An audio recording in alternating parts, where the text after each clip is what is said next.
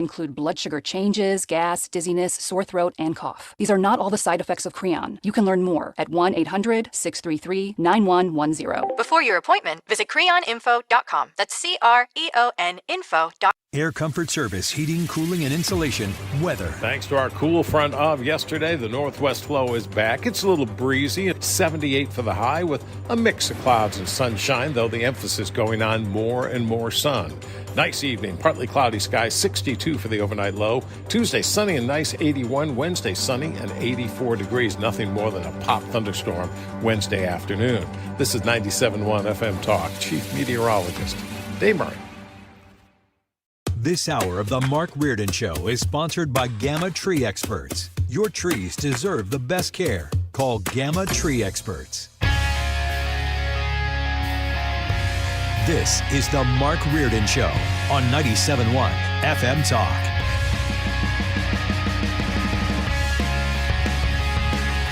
I'm just going through my mind the stories that I can share and that I can't share over the course of the show now that I'm back from a week off. Fred, you don't want me to touch that topic? No. Okay, I better be careful. There was something that just came up from one of my stops in the great state of Illinois, but I am back after having a week off, and I think it's probably pretty apparent to the audience. I know there's been some guesses, and Sue and Fred know that the real reason that I went to Chicago last week was not to see my mom and dad or my sisters or my family. It was for the opening of the Barack Hussein Obama Presidential Library in downtown Chicago. I didn't want to tell the audience that I was going to be there. I got a special invite from Barry. He wanted me to come up and see the place, so that's where I was last week. I faked everyone out, and now I'm back. Remember, I was with Barry at the Sagrada Familia in Barcelona a couple of years ago. That. You know, yes. we're kind of tight every once in a while. Are you tight or are you stalking? Let me just say this. Here's what I know. Okay, have you seen that damn thing? Holy cow! Yeah. I saw a photo of it, and it rendered awful. me speechless. It is. Here's what I know for sure, and I can guarantee you without hesitation that if Donald J. Trump put a building up that looks like a mausoleum in downtown New York City or anywhere else, this would be the fifth day that the media would be covering it from the opening last Thursday. It's hideous looking. I was just awful. looking at hold on, let me go in again. I asked several people up in Chicago, like my family members who are not conservatives. I said, all right, let's take the politics out of this. And what do you think of this thing? Nobody thought it was attractive. Now, they interviewed 150 architects or something like that. Apparently, there's something it's just not appealing. No, it's ugly is what it is. It kind of reminds me of the old-fashioned can opener that my grandmother had. You know what I'm talking about? That you plugged in and you put the can on and it went like that. Yeah. It does kind of look like that. You know what I'm saying? So they said that the architects of TWBTA, I don't know what the hell the company's called, sat down with one of the TV stations up there, and they said he wanted to be a living place with lots of energy and all of the interest that he had as a young man and as a president rather than a mausoleum. That's an actual quote. And I looked at that and said it's a mausoleum before I even read that quote. So I guess they won the bid. It took 2 months to secure, and there was a meeting one-on-one with the then president in the Oval Office. So this comes back, quite a ways, I guess. The campus of the library is kind of interesting because you got a basketball court and a sledding hill and then some other things, I guess, that people want to tour through. But the museum itself, it's supposed to be inspired by four hands coming together. And I don't really see that. They said that they were going to make it marble at first, but that wasn't going to stand up to Chicago weather, so they pivoted and they did granite, but they did marble-like swirls. But honestly, I think it's just the worst-looking building. And you know damn well that people think that in the media, but they will not put that into print, right? They're going to glom onto Obama and help much praise as they possibly can. That's all I heard when I was in Chicago, and it just, whatever. That's where we are. Now, a couple more things I want to comment on because I have been gone. Did you guys have a good week? Yeah, everything, no drama, anything like that? No drama. I didn't really hear from the crew at all, so I was pretty sure that the fort was being held down appropriately. Yes, I would say. When I left, one thing I want to say this because we are going to talk about it a little bit this afternoon. I have mockingly over the years made fun of soccer. I even think I said, 2 weeks ago. It's ruining America. It's taken, little boys in particular away from playing American sports like baseball and football. And that's always bothered me over the years. I'm married to a collegiate soccer player. She played NAIA, but it's not my thing, right? But I am loving the World Cup. It's because it's awesome. It's been a lot of fun. I've been watching games that I never thought I would be interested in. And, Mark. Germany the other night, they got so lucky. They almost got taken out. Mexico got lucky winning their latest match. I got to get all the, the words right. But it's been a lot of fun, and I think our country looks great right now. My favorite thing on the internet right now is to go on Instagram and watch all of the people from the UK and around the world say, we were lied to. Yeah. America is awesome. I know. There's a lot of things like that. Like a huge. People going into barbecue restaurants and grabbing a big rib or a chicken leg or something like that. They're like, these are the nicest people I've ever met. We have been lied to. It's fantastic to watch them all be converted. One guy who was one of the Scots in Boston, because, they kind of really embraced each other there. Yeah. And he was a kid. He was about 22, and he said, this has changed my life. I thought America was, the whole terrible thing. He's like, these people are outstanding. I love that. I want them to come back. I want to come over every year and have something like that. Who's the one guy that got notoriety? Freddie. Freddie the German. I think he's been invited to the White House. And I'm following him. You sent that. Yes. That was before I left. Him too. Yeah. So, look, I have been loving it. I really have. The U.S. has looked good. I don't know enough about it to know if they can win the whole damn thing. We're going to talk with Bill McDermott, I think, a little bit later this afternoon. Do we have him today or not? No, Tomorrow, maybe? Later in the week. Okay, sorry, Fred. I'm confused. It's that first day back. I'm going to say a lot of things that aren't true right now. Now, having heaped praise on the World Cup itself and the matches and the excitement and all that stuff, let me say something that I feel very strongly about. We have, I don't know why this is. By the way, see what I'm wearing today? I got my USA stuff on. That right? looks great. Good, yeah. We have the worst kits in the entire World Cup. I don't think so. It looks like Where's Waldo? It's awful. So I love everything about the World Cup except our uniforms are hideous. I disagree. I see what you're saying, but I don't think they're as bad as you think. They and are. They do stand No, they out. are. I promise. Okay. I'm with Sue on this one. Really? I like it. Yeah. Mm-hmm. Have you We Googled, talked about hey, your opinion last week about it. Google Where's Waldo? I know. We all and get it. match it We up. It looks all get exactly it. the same. Okay, that's where I stand on that. I don't get it because I would never, like the shirt I have on right now has just got the USA logo. It's a Nike shirt. I would never dare to walk out with all those red stripes on and go in public. Sorry, I'm just telling you. We could have done a lot better. Look, I'm watching, like, I don't even know if it's Cape Verde or Cabo Verde because it's Good both point. things, but I'm watching them last night, and they got a cool kit. I'm like, why can't we have a cool kit? Here's the other thing that annoys me. Even though I love the World Cup, let me tell you this. I never know who the hell is playing. Like, the other day, it looked like Australia was playing, like, Nebraska because it said NEB or something like that. Oh, yeah, the abbreviations. They never tell you, like, the announcers never really tell you who were playing. And then the other thing is, I'm pretty convinced I was watching that aforementioned Cape Verde game. Who they play, Fred? Do you know? That was last night. That was pretty good. Yeah, I know. I watched it. Right. And I can't think of But it I was, didn't but know. It was I think it was a draw, wasn't it? Right. Thank you for using that term because that's the appropriate football term. But I'm literally watching that game for probably 7 or 8 minutes, reversing the teams in my head. Like Cape Verde was the one that was in the light blue and the other ones were, I didn't know. I have no idea. I'm looking at the score and up there, I'm like, how do I know which uniforms are which people? They didn't really help me with that. So I'm still, it's a cusp of learning and there is an evolution, if you will, that's taking place. And I've been enjoying it, but I hope we continue to do well. Now, we won't play till July 1st, right?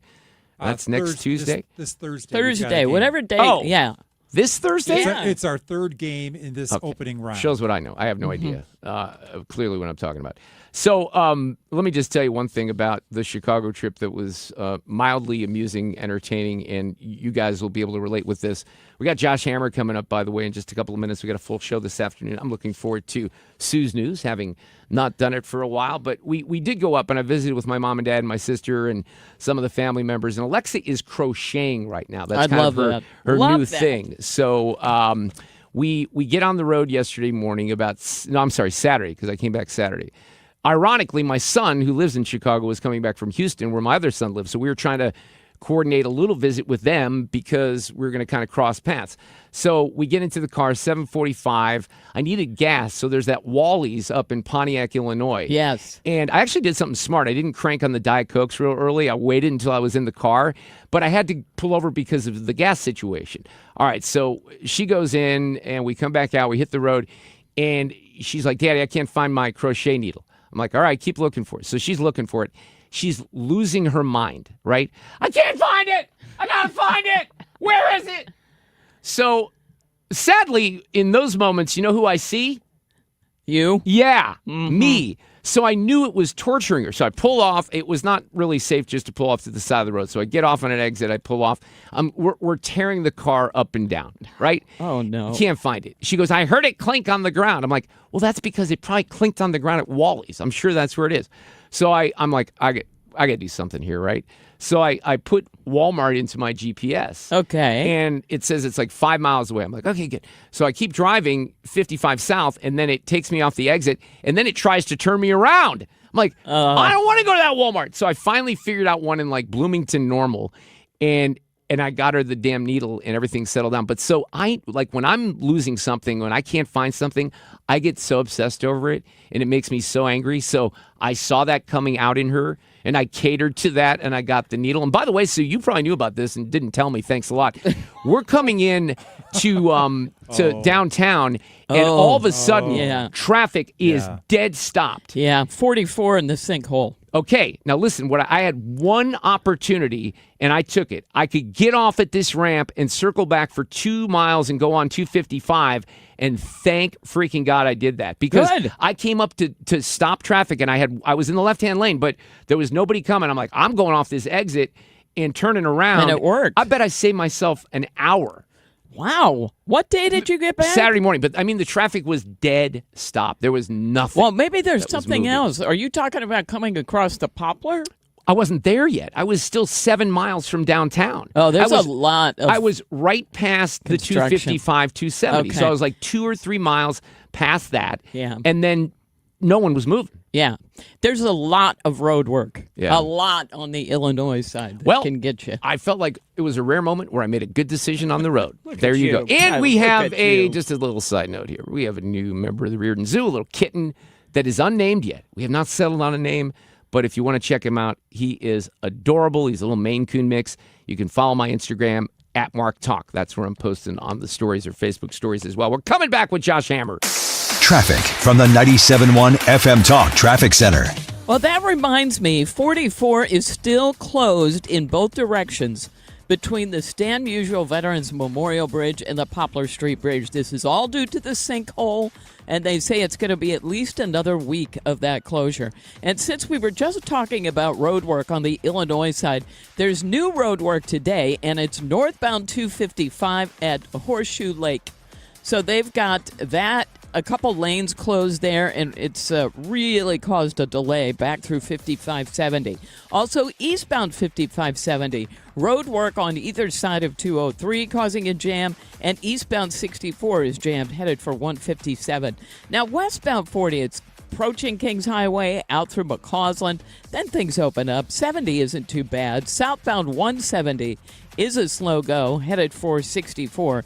And 55, so much road work there, and we've got a delay just south of Highway M on southbound, and northbound an accident reported near Arsenal causing a delay. This report brought to you by Overhead Door Company of St. Louis. You could just call them for their 26-point tune-up. It's one price, up to 3 garage doors and openers. Schedule online, overheaddoorstlewis.com. I'm Sue Thomas with Traffic, 97.1 FM Talk, St. Louis Conservative. Oh, yeah, I missed sinkhole madness last week. Oh, my gosh. I knew about it right away. I'm like, are you kidding me? So they're still fixing that? Oh, yeah, because they saw footings for bridges underneath there. I read that. And yeah. That freaked them out. I'm not as an it engineer, should. but that doesn't sound good. Right. So they've got to figure out what to do. Well, it's always fun in St. Louis, right? Hey, last week we had another seminar with the team at the Retirement Advisory Group. We're going to do a couple more later in the year. We do 5 a year. We've knocked 3 of them down, and it's a great opportunity for you to get a good feeling of where your retirement might head and how much money you're going to have in retirement. That's what it's all about. Will you have enough? How do you make sure you have enough? Right now, my advice is schedule a meeting, go one-on-one with the team from the Retirement Advisory Group, because we won't have a seminar probably until August. The market's kind of going up and down a little bit. We see reaction every day. What does that mean for the savings that you have for your lifetime in your 401k? If you're 59 and a half or older, you can roll that into something that's going to save you when it comes to taxes. And the team at the Retirement Advisory Group will teach you their strategy of safely linking to the market, which will make sure you lock your gains in and you're not going to lose your principal. That's important. RetirementKey.com. Set up an appointment today, 314-993-9494. Mark Cox here from my friends at Zero Res. Summer is finally here. It's time to take advantage of Zero Res's best deal of the summer. They can handle every surface in your home. The carpets, the tile and grout, the upholstery and rugs, your air ducts and more. And right now you need to reach out to them because, listen, vacuuming is not enough to maintain the cleanliness and the lifespan of your carpet. Go to Zero Res, 314-474-2020, and ask for the 97-1 special. License number GL250000615. You're cooking dinner. The lights go out. You flip the breaker and forget about it. But what if it keeps tripping? Trips once, your breaker's doing its job. Keeps tripping? That's a warning. Bad wiring or something worse. Do people just keep flipping it? Most do, until they can't anymore. Call Grasser. We'll stop the trip. Green is always Grasser at GrasserHomeServices.com. Lots of places can expose you to identity theft. Oh, no. That's why LifeLock monitors hundreds of millions of data points a second for threats to your identity, which is way more than anyone can do on their own. If we find anything suspicious, like new loans or changes to your financial accounts, we alert you right away, all through text, phone, email, or the LifeLock app. Get the alerts that could make all the difference. Save up to 30% with promo code NEWS at LifeLock.com. Terms apply. Why'd I go to the doctor? Working on the farm, my heart kept skipping a beat. I didn't think much of it, but my daughters made me get checked out. Turns out I have atrial fibrillation, which increases the risk of stroke about 5 times. Symptoms like irregular heartbeat, heart racing, chest pain, shortness of breath, fatigue, or lightheadedness can come and go. But if it's AFib, the risk of stroke remains. If you have symptoms, contact a doctor. I'm so glad I did. Visit notimetowait.com. Sponsored by Bristol-Myers Squibb and Pfizer. You're listening to The Mark Reardon Show, 97.1 FM Talk, St. Louis Conservative. Well, one of my idols died today, Clive Davis, who was a giant in the music industry. We'll get into that a little bit in the next hour. Really was some. I wanted to be Clive Davis when I was like a 17-year-old kid. It was probably the only 17-year-old kid at the time who wanted to be Clive Davis, but I did. He signed, everyone from Billy Joel to Whitney Houston. An amazing, amazing run in the music industry. Our friend Tim Sommer, he was an A&R guy. That's what I wanted to do, an artist and repertoire guy. Signed bands. Tim did. Hootie and the Blowfish. He'll be with us at 4:30 after Sue's News. Josh Hammer back with us this afternoon. Newsweek's senior editor-at-large, host of the Josh Hammer Show. You hear it 1 p.m. on Saturdays on 97.1 FM Talk. Hello, Josh. How are you?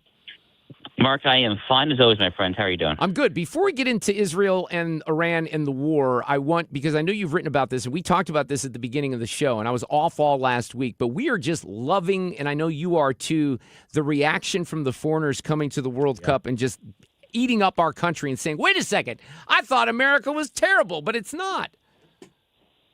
Yeah, it's been fantastic. So, first of all, I'm a huge sports fan in general, as the listeners probably know, hearing me rant every Saturday on my own show, the Josh Hammer Show. But I actually just love the World Cup because it's literally the World Cup. And even if soccer is not America's sport, it by definition certainly is the world sport. And you just see this passion pour out from these fans.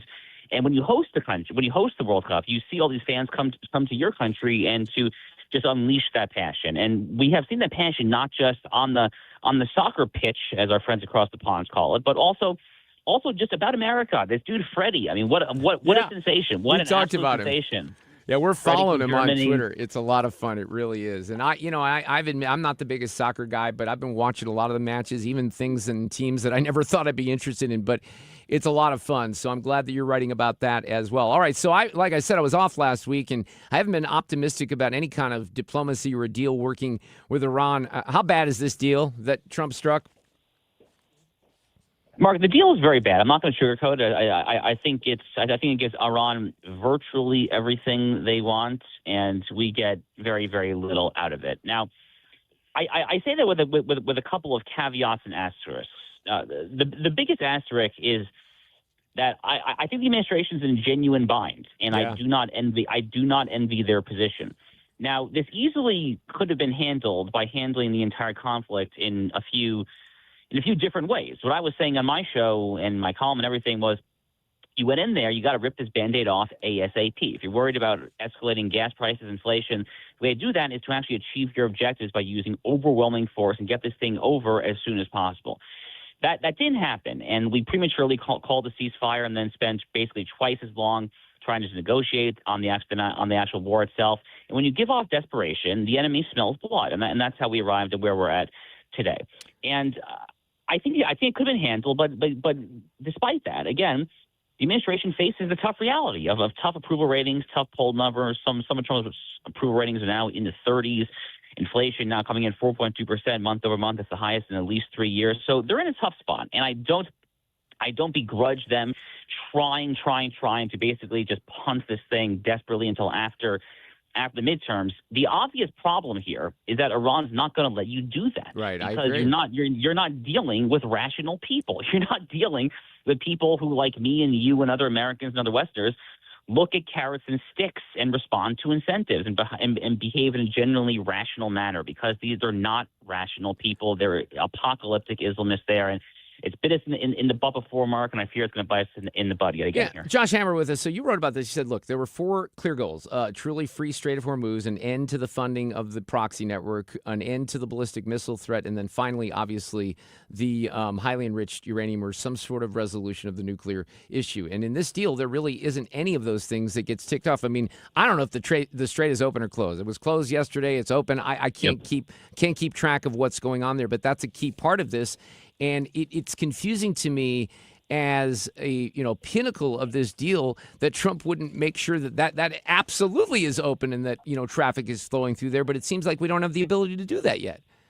So if the strait is not open, then by definition there is no negotiating to be had, because that is the absolute indispensable sine qua non of all sine qua nons. If you don't have that, you have literally nothing, because the entire purpose, based on what I just said, is that you're trying to get lower gas prices. You're trying to get that strait flowing. You're trying to get consumers to be less in a bind when it comes to not just energy, but really paying for all of their goods, because energy prices are ultimately the mother's milk of basically everything that we consume. So if you're not getting that strait open, then what the heck are we doing? Unless you have the strait open, that's the only chance you have of getting any kind of resolution on any of the other issues there. So yes, on Saturday, the strait seemed like it was closed. Then on Sunday, yesterday, Trump issued a threat, and it kind of seemed like it was maybe open again, but now Iran's trying to pull away. The whole thing seems like a mess. And listen, I could be way off on this. I mean, who knows? Maybe there could be some deal of the century that comes out of Switzerland over the next week or two. I mean, color me skeptical, to be sure. I don't think it's going to happen. I think some MOU will emerge that we will probably be told is the greatest deal, and it probably won't be, to be honest with you. But I've been wrong before. Maybe I'll be wrong again. But this is just a tough issue. I think that Trump was feeling kind of cocky, Mark, to be honest with you, after the Venezuela operation, after he got Nicolas Maduro. That was a staggering success, in and out, amazing stuff. I think he underestimated how difficult, to an extent, this would be. But again, I'm not entirely sure that we fully gave it our all either, other than that first initial maybe 2 weeks or so. You even addressed this question. A question that I've asked, this was before I even left for vacation, is where's Marco Rubio? J.D. Vance has kind of been handed the reins here of sort of, guiding the American people through the steps and what's happening. He's out there, hawking a book as well. But Rubio's been very quiet here, at least publicly, hasn't he?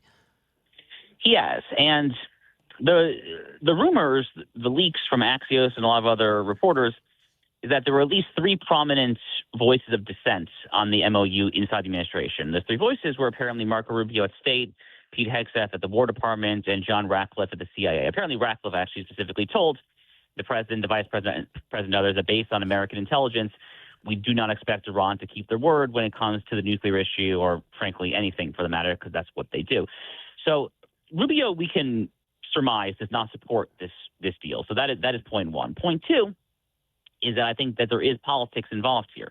Rubio says that he will not run against J.D. Vance in 2028 if J.D. Vance runs. But one, politicians say that all the time, let's be honest. He probably would still run because he has a good chance. And two, there's actually this new rumor that J.D. Vance himself might not run. The Daily Mail actually ran that article from a very pro-Tucker, pro-J.D. writer of all people, Phil Nieto. The Daily Mail ran that piece 2 weeks ago. And that was probably coming from a leak inside J.D. world. So I think Rubio is running. And if you're Rubio and you see this deal emerge that you oppose, why not let the other guy become the face of it? I mean, if the deal is likely to implode in America's face, which is my prediction, and it's probably Rubio's too if I had to guess, why not let him own that? So I think that's part of it. I think part of it is just a simple fact that he probably can't muster himself to say a whole lot because he just doesn't support it, frankly. And J.D. on the other side, J.D. wants to become the face of this because this is who he is. He's the pro-peace guy. I mean, and if he runs in 2028, that will be his platform as well there. So I think for 2028, the calculation for both men actually is to emerge as the face or the non-face of the deal, respectively. Josh, always great. I was almost going to cut you off because I saw Hegseth was in the Oval with President Trump speaking about this. I think I'm going to have Fred grab that audio and roll it back. But awesome to visit with you this afternoon. Enjoy the rest of the World Cup. We appreciate it. You too, Mark. Take care. We'll see. I was literally about to maybe segue. We got Ilya Shapiro coming up here in a couple of minutes, but I did see some questions that Hegseth in particular seemed to be answering about Iran. We'll try to flip that back as soon as possible. We're in a situation here. This is the second to last Monday in June, so it's just baffling, Sue, that the 1st of July is just around the corner. I right? know. Well, this is when all the Supreme Court, decisions come out, and there's a lot of decisions. I don't even know if we'll get to them throughout the month of June. Ilya Shapiro will weigh in. I think he's in Philadelphia for the World Cup game this afternoon, so all kinds of ties to the Cup, and he's going to join us next on 97.1 FM Talk. Traffic from the 97.1 FM Talk Traffic Center. Report of a stall southbound 170 just past Natural Bridge, and it looks like it's on the right-hand side. Now, it looks like we've mainly got volume out there today. If you're a 6440 driver, it's Kings Highway out through McCausland. We did have a report of an accident in there, but I can't see it. But I do see the heavy traffic. So that extends really almost all the way to the inner belt. And eastbound traffic, a little slow right at Big Bend. Westbound slowing again, really close to McKnight. And then things open up and look fine. And don't slow again until Lake St. Louis Boulevard. Incident reported eastbound 70 approaching 270. Accident reported northbound 270 approaching 70. And we've got a lot of road work going on the Illinois side. Also an accident before I get to the Illinois side. Northbound 55 at 270. Okay, it's road work. 5570 eastbound past 203 causing a delay. Eastbound 64 jams headed for 157. And northbound 255 is slowing at Horseshoe Lake Drive because of road work. I'm Sue Thomas. That's traffic. 97.1 FM Talk, St. Louis Conservative. We'll run down those Supreme Court cases and the likelihood. Look, the birthright citizenship is the big one, and I don't think Trump's going to win that one. And there's a couple others that he won't like. So then it's always the worst Supreme Court ever until the decisions that he likes. And there's a few that he's going to like as well, hopefully on the women's sports issue. But that's all coming here in the next 10 days or so. We had an opportunity I had someone from Banner out not too long ago looking at my deck situation. Bill came out because I need a little help there. Banner can help you with a lot of different projects, but if you go to the website at bannerconstruction.com, there's a bunch of tabs at the top of the page, and one of them says home. You can learn about Banner, about us, same thing. Showcase has pictures of homes in the area that have been really transformed with the help of the engineering team, the creative folks at Banner, and the great products, James Hardy, fiber cement siding, Pella replacement windows. There's a Hardy tab also, and on that tab you can watch a video, kind of a flyover video of what is great about the product, how homes look before and after, what is fiber cement siding, why is it so great for you, and what's the Banner proposal process, and why will you be completely satisfied when all of this is done. Now, these are big projects, so you got to get on the horn and at the very least get it started with an in-home free design consultation. 314-569-1050 is the number. BannerConstruction.com. When it comes to hiring a contractor, you need somebody you can trust.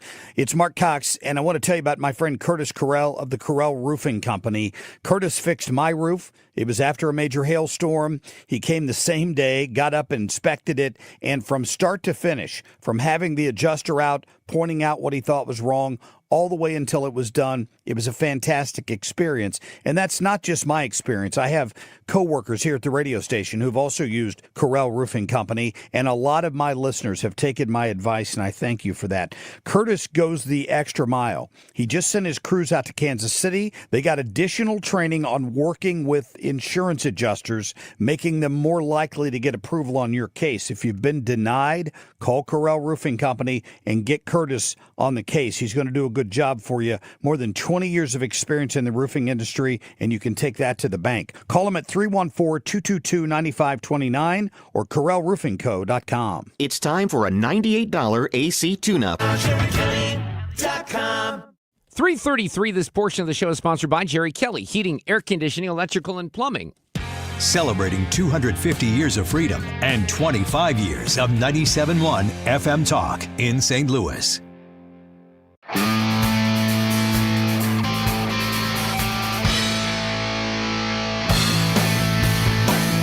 All right, trying to get back into the swing of things after a week off, and enjoyed my time off very much, but glad to be back with the team. Ethan's not here today. Daniel's kind of helping up behind the scenes. Fred, the Hall of Famer. Sue Thomas has traffic. She'll have Sue's news in the next hour, and then we'll all be whole tomorrow. Yes. Because Ethan will be here. I said this earlier. It is really mind-blowing to me that the 4th of July is less than 2 weeks away. It's crazy. It really is. And how about the weather? Like, I love it, but it's bizarre, isn't it? It's bizarre. For mid-June, my daughter has a swim meet tonight, and this morning they have practice early at 7 o'clock. They actually canceled practice. It was too cold. They just did team pictures. Huh, I get it. Yeah. I mean, yeah. I do too. Okay, on the show a little bit later today, I have some good stories that I saved from last week that I'll share a little bit after the top of the hour. One of them involves M&Ms and the effort to recolor the M&Ms and the Maha movement. I thought it was pretty interesting. I mentioned Clive Davis passed away. He's kind of a guy that most people would never know the name of unless you're like into music or you know the music industry. But Clive Davis was one of the giants of the industry. He passed away at the age of 94. He was one of my idols. He really was. I wanted to be Clive Davis. And Tim Sommer, who was in the music industry for a long time, and he was an A&R guy. He's the guy who signed Hootie and the Blowfish. He'll reflect on a legendary career after Sue's News coming up here a little bit later at 4:30. Of course, we're going to wrap up the weekend in sports. Nolan Arenado's in town, Sue, because we have the Diamondbacks here. The Cardinals not faring very well, although I think it's clear if we can score 12 runs a game, we might win, even if the other team scores, 8, 9, 10 or something like that. But it was not the best weekend for the Cardinal pitching. I will say that. They didn't do well. And it was weird, too, because they had a game off on Saturday. You know that? Because of the World Cup. Yeah. Because in Kansas City at Arrowhead, they had the World Cup game, and the parking lot was not able to, handle all that stuff. They have tents up for the celebrations and stuff, so they had a Thursday, Friday, Sunday series, which is weird, but it is. It happened because of the World Cup. It made sense. Former Senator John Lamping will be here later to talk about the Amendment 5 issue. We're starting to get a lot more advertising on that. That's the amendment that would phase out the Missouri income tax. And then on the topic of elections, Sue, because once we hit that 4th of July, we're then about 4 weeks out, 5 weeks out from the primary. And, they need election judges for the elections. And Rick Stream, who, in St. Louis County, they have a Republican and a Democrat. Rick is the Republican. He ran for county executive at one point. He's going to put the call out here for some election judges and volunteers at 5:30. And then I will have an audio cut of the day. Ilya Shapiro is with us. I think he's on site at a very exciting place this afternoon. We're talking about the Supreme Court cases, but maybe a little bit more. Ilya, how are you? I'm good. I'm actually at the World Cup game, France versus Iraq. I ducked out. I apologize if there's some French swearing going on at some point. Well, it sounds exciting. Now, are you doing this because you are a fan of a particular team like France, or did you just pick a location to go see a game? So last week I saw Argentina and Portugal, and I am a fan of Argentina. I studied abroad there. I have a lot of friends. But I just literally won the lottery. I put in, before the groups or cities were even assigned, the teams were assigned to cities, I put in for games, and I got Argentina, Portugal, and France. So I'm pretty happy with this. So I have my niece has a husband that is a big fan of Germany, and he kind of did the same thing, and he got lucky because they went to Toronto over the weekend for a game. But there was a point over the weekend that being a fan of Germany was looking pretty rough, I think, wasn't it? I don't know. They walloped Curacao in the first game. I think they were going to get through. It's a very forgiving thing with where you can get 8 of the 12 third-place teams even go through. But between the U.S. doing well, Argentina, Messi is just spectacular. I mean, I'm better now at constitutional law than when I was 25. But in soccer, I think it works a little different. So he's ageless. That's amazing. Look, and I've admitted this to the audience, and I talked about it a little bit at the beginning. I'm not a big soccer guy at all. I really don't pay much attention, but I've been and I had all week off last week. I've been really into the World Cup. It's been a lot of fun to watch, and it's great that the U.S. team is doing so well right now. Let's talk about some issues, though, in Washington. First of all, one of the things I come back to here on this Monday is the Democrats are talking more and more about expanding the Supreme Court if they are back in office. There was some reporting about this last week. I mean, Ilya, this is nothing new, but how is there a changing dynamic where that looks like something, if they take control, really that could happen? Well, they would need to break the filibuster to do that. Would they bust the filibuster to pack the court? Would they do it for something else first, and then there's no filibuster once they take up court packing or other so-called reforms? I don't know. It's very dangerous because, it's just based on not controlling this one institution, the Supreme Court, for the first time in decades, if not a century. I mean, going back to FDR. You correct me, you're a little older than I am. When conservatives were losing all of these decisions at the Supreme Court, I don't remember calls to pack the court or otherwise blow it up. It was just saying, this is wrong, your theories are wrong, here's a better theory, and it took decades of work for the conservative legal movement to finally prevail. The left isn't satisfied with that. No, and I think you're right. I do remember that, and you're right. There were not calls like that. So I think it's ridiculous, but it makes me nervous because, if they do get back in power, there are things that I think that they would not, hesitate in moving forward with. On the last couple of weeks here. And, Mark, in 2020, during the presidential election, there were only 2 of the Democrats running for president who did not call for court packing. Joe Biden was one. Of course, he later became convinced, or at least his minders were. Yeah. And Bernie Sanders was the other. I don't know what Bernie stands now, but he said at the time, I'm not going to do the accent, he said, if we add 4, the next time they're in power, they're going to add 4. Pretty soon, in 50 years, we're going to have 87 justices. It makes no sense. Wow. So that is possibly the only time I've ever agreed with Bernie Sanders. No kidding. Me too. That's historic right there. All right, so we have a little bit more than a week to go here in the month of June, but we got a lot of decisions that we're waiting on right now from the court, right? Yeah, as we're talking, it's Monday afternoon. There are going to be decisions tomorrow and Tuesday, and then on Thursday is what they've announced. 17 cases, including almost all the big ones: birthright citizenship, presidential control and removal of so-called independent agency heads, biological males playing in women's sports, campaign finance, ballots being counted after Election Day. All this big stuff. I don't think they're going to get it done this week. I think we're going to go into next week, maybe even into July. Oh, wow. I don't think past the holiday. So the president's not been happy with the court on some of the rulings, including decisions, that might involve tariffs and some of the immigration enforcement. On birthright citizenship, I think that you would agree and other pundits would agree he's probably not going to win that one, right, based on the arguments? That's right. Look, this is a court. They decide things on the law. Anyone on whether the left, the right, pro or anti-Trump that thinks that they're basing things based on politics or personal allegiance are just out to lunch. And so they rule for the president or for the position that he's advancing in some cases. They rule against him in others. It's very likely that Trump loses birthright citizenship, very likely that he wins the ability to remove agency heads, for example, campaign finance as well. So, this is law is not politics. I'm glad the justices see that. But it's in today's populist moment, it's a tough sell when they're being assailed on all sides. What would you say on the birthright citizenship issue in particular? I mean, I've kind of evolved my position on that. I believe in the past that I was someone who didn't think that should be messed with, but I've changed because I've seen some things that have happened over the last 4 years in particular with Chinese nationals and other people crossing the border, and it just seems like there's an effort by some people to take advantage of this system. So in order to get rid of that, then if the court doesn't rule this way, you'd have to have a constitutional amendment? It depends what they do. I agree with you as a matter of policy. I think it would be better to avoid birthright tourism and the illegal alien surge and all of that. I think what the court is going to do, and if it does this, I think it's better for the country. They're going to say, we don't know what the constitutional answer might be, but the president can't do it himself. And if Congress wants to change immigration law and do that, we'll cross that road when we come to it. I think that kind of middle road, I can see Kavanaugh writing that opinion. I think that would actually be best for our political system. Well, I love the energy in your voice this afternoon, Ilya Shapiro. I know you're excited about the game. Are you taking the family, or are you going with to the game? So last week when I was in Kansas City and Houston, I took my soccer mad 8-year-old, which was amazing. This one is just a quick day trip to Philly just by myself. Have a blast. We'll talk soon when these rulings come out. I appreciate it, Ilya. Thank you. All right. Take care. That's Ilya Shapiro. So we know him pretty well. You could hear the excitement in his voice. He was like a little kid there getting ready for that game in just a few minutes. Yes. So that's kind of fun. You were telling me your brother's down in Houston. My son and his son and girlfriend are down there in the restaurant industry, as you know, and they've been seeing, an influx of folks because of the World Cup. But your son, this is great because your brother took his soon-to-be son-in-law or current son-in-law? Soon-to-be son-in-law. Well, he's at Rice. And he's from the Netherlands, but he's at Rice in a program for 5 years.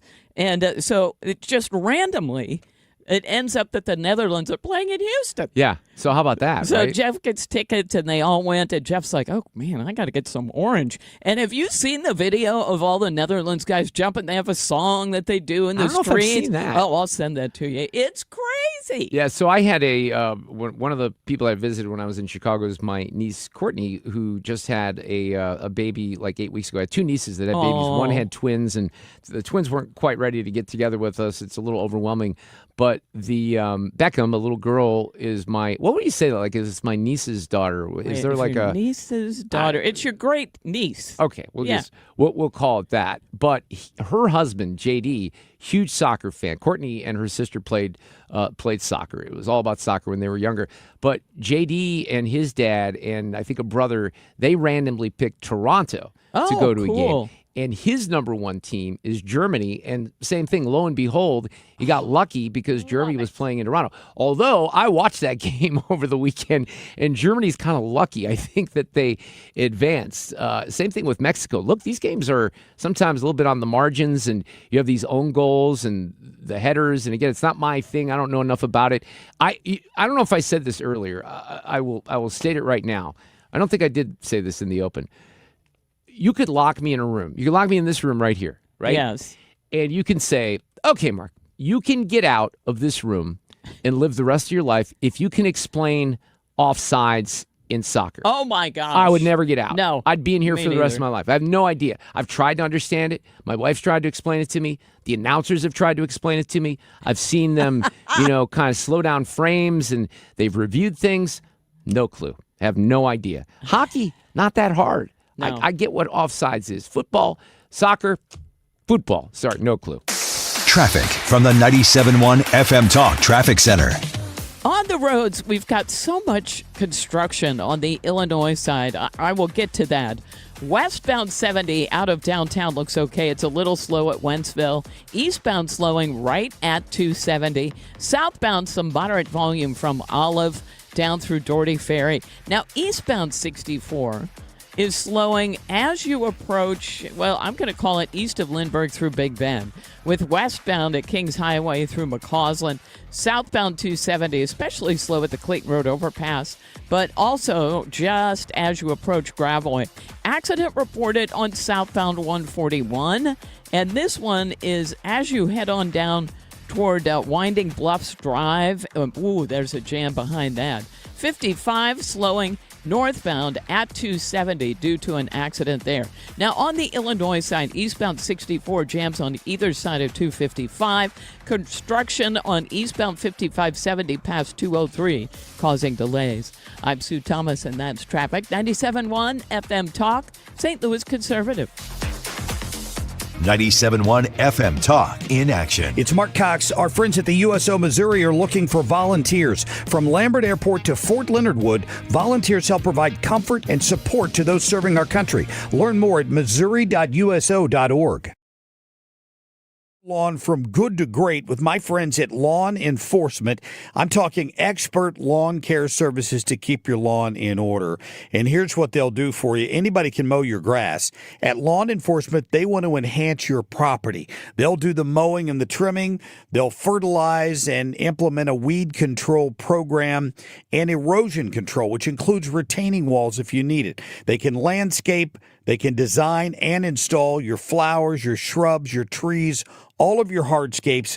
No project is too big or too small for my friends at Lawn Enforcement. You can check them out online at yourlawnenforcement.com. So instead of envying your neighbor's lawn, your neighbors are going to be wishing they had the lawn and landscape that you have.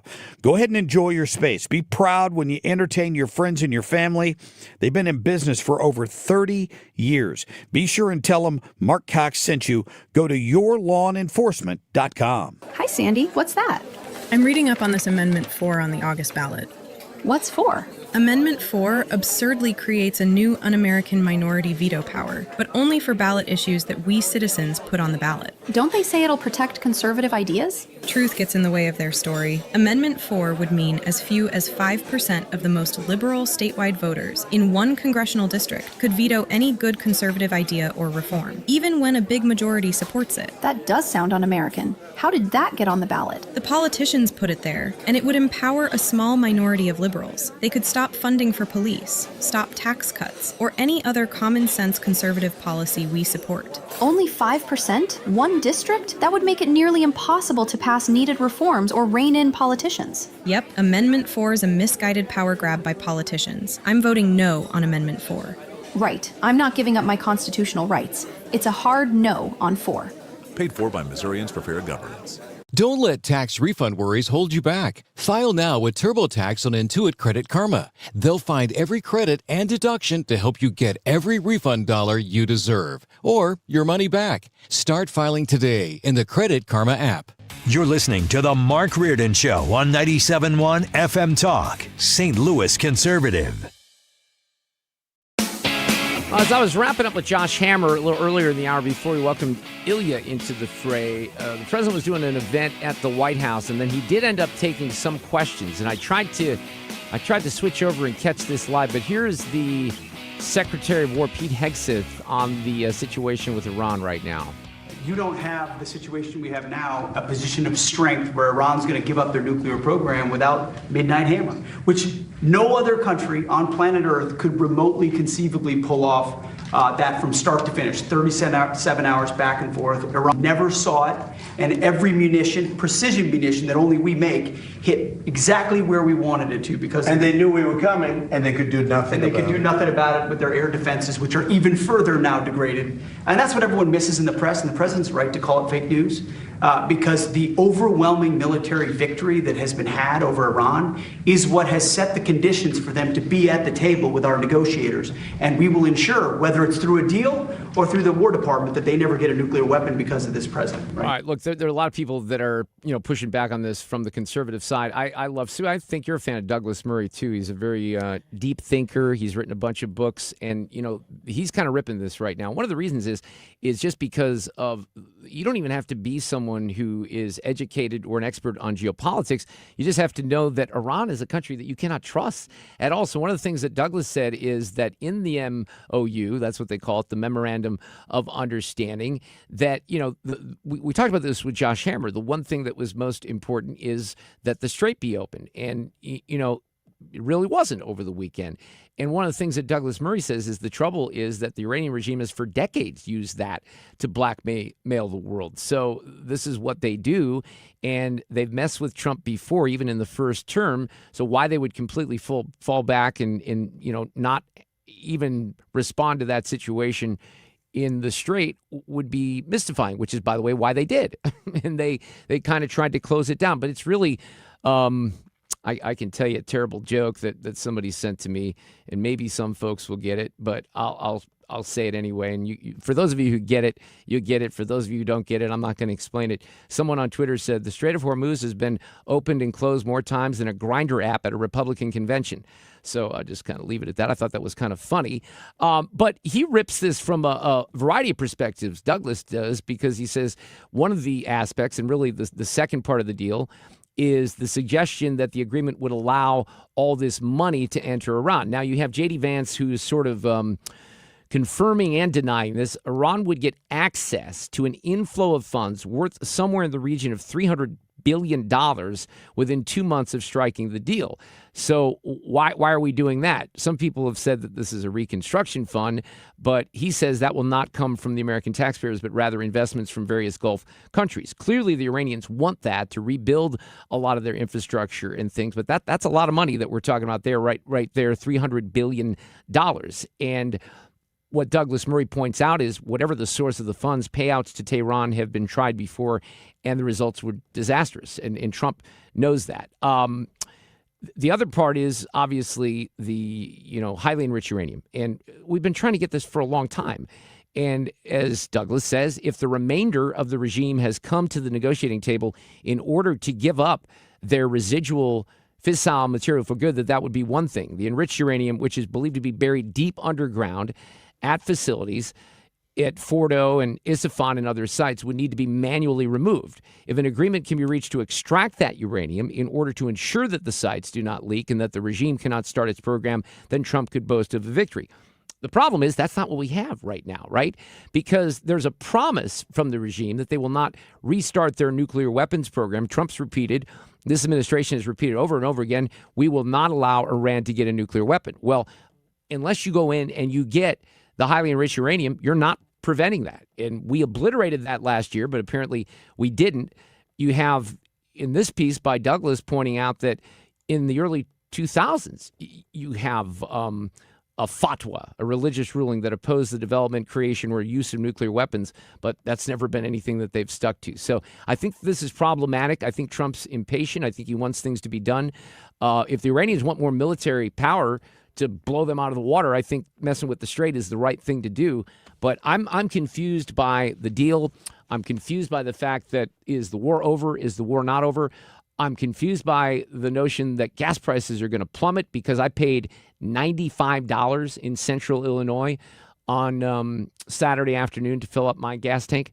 Now I take premium, but still, people aren't going to be able to handle this. And these gas prices, they're not going to plummet, okay? They're with us for the rest of the summer.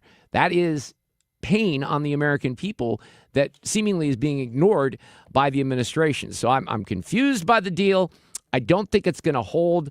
We have relatively good reporting that even Hegseth isn't totally on board with this, but they're going to sell them whatever the commander-in-chief says goes. I'd love to hear Marco Rubio say a little bit more about this, and I have not heard that in a while either. We're going to take a little break here at the top of the hour. When we come back, I have a kind of an interesting story on M&Ms, and we've talked about some of the changes that Maha is making with the food coloring. This one kind of gets interesting as a fan of M&Ms. We'll get into that. We got Sue's News. Also, music legend Clive Davis, dead at the age of 94. Our friend Tim Sommer, who is a great music expert, former record executive, and he's going to join us at 4:30. Traffic from the 97.1 FM Talk Traffic Center.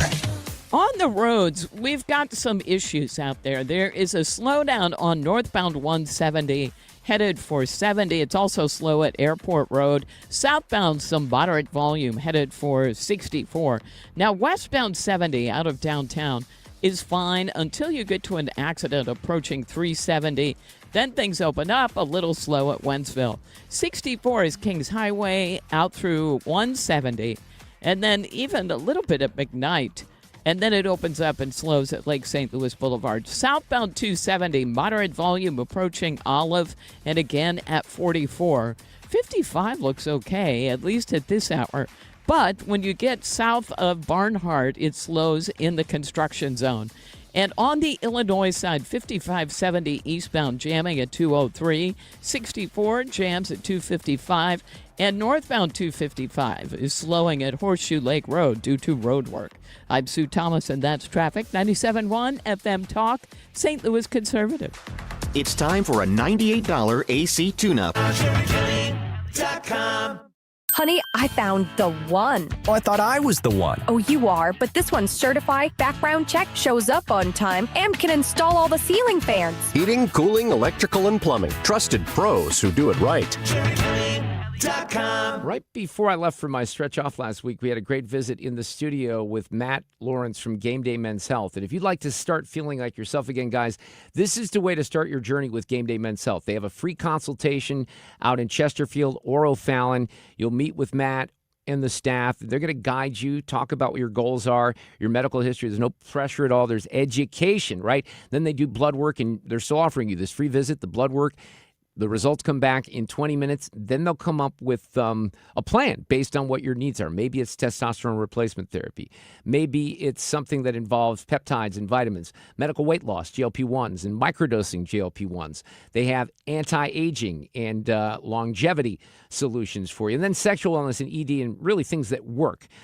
So the list goes on. A lot of the services I haven't even mentioned. If you go to GameDayMen'sHealth.com, you can not only book an appointment, but find out a little bit more about what they do here in the St. Louis area. But check out Matt's clinic in Chesterfield and the one in O'Fallon. GameDayMen'sHealth.com. According to MasterCard, nearly half of small businesses have been a victim of a cyber attack. As cybercrime escalates, ThrottleNet is calling on businesses to strengthen their security posture by taking a free online IT security audit right from your desk. This 3-minute online assessment provides an immediate score to see security gaps and vulnerabilities in your network. For 26 years, ThrottleNet has supported your business IT everything right here in St. Louis. In fact, no client of ThrottleNet has ever paid a ransom. So visit ThrottleNet.com/971 to take the free assessment today. Let's just face it, right? Your home should work for you, not against you. Hi, it's Kim, and if you've been dreaming of a new kitchen, bathroom, or a finished basement, now's the time to call Lakeside Renovation and Design. They're St. Louis's trusted experts in turning houses into dream homes. Just imagine this, a spa-like bathroom, maybe a chef-inspired kitchen, or how about a cozy basement perfect for some movie nights? Their team handles everything from design to installation so you can just sit back and enjoy the process. Visit lakesidearty.com today to start your dream renovation. Hey, it's Mark Reardon. If you're nearing retirement or already retired, call my friends Thomas Helbig and Bob Kershaw with the Retirement Advisory Group. They'll show you how linking to the market is much safer than owning the market for your retirement savings. They're the official financial advisors of my show. Go to retirementkey.com. If you owe the IRS, you have a legal issue, and you need the Lance Drury Law Firm. We'll protect your rights. Log on at lancedrurylaw.com or call us toll-free at 888-367-6512. Lifestyles Unlimited wants to help you take control of your financial future. And it starts with real estate. Learn a step-by-step approach to building income. It's the same education that's helped thousands shift how they think about money, wealth, and opportunity. For a limited time, you can join for just $297. Take action today. Text RADIO to 88007. That's RADIO to 88007. We're here to celebrate America's 250th birthday in 2026. This is 97.1 FM Talk. America 250 is sponsored by Paramount Men's Medical Center. We have a Monday edition of Sue's News coming up. Also, Frank Cusumano right around 4:50. KFTK FM Florissant from the Kaufman Townsley St. Louis's Injury Lawyers Studio. Call 314-777-7777. That's 314-777-7777. An optimistic view from the Oval Office. Lisa Brady, Fox News. After weekend talks between the U.S. and Iran. We're doing very well in terms of negotiating a fair and reasonable deal. President Trump says that includes an open Strait of Hormuz, calling the amount of oil getting through now a gusher. The president also says unfrozen Iranian assets are supposed to help the Iranian people, mainly through purchases from American farmers, which also means helping the U.S. economy.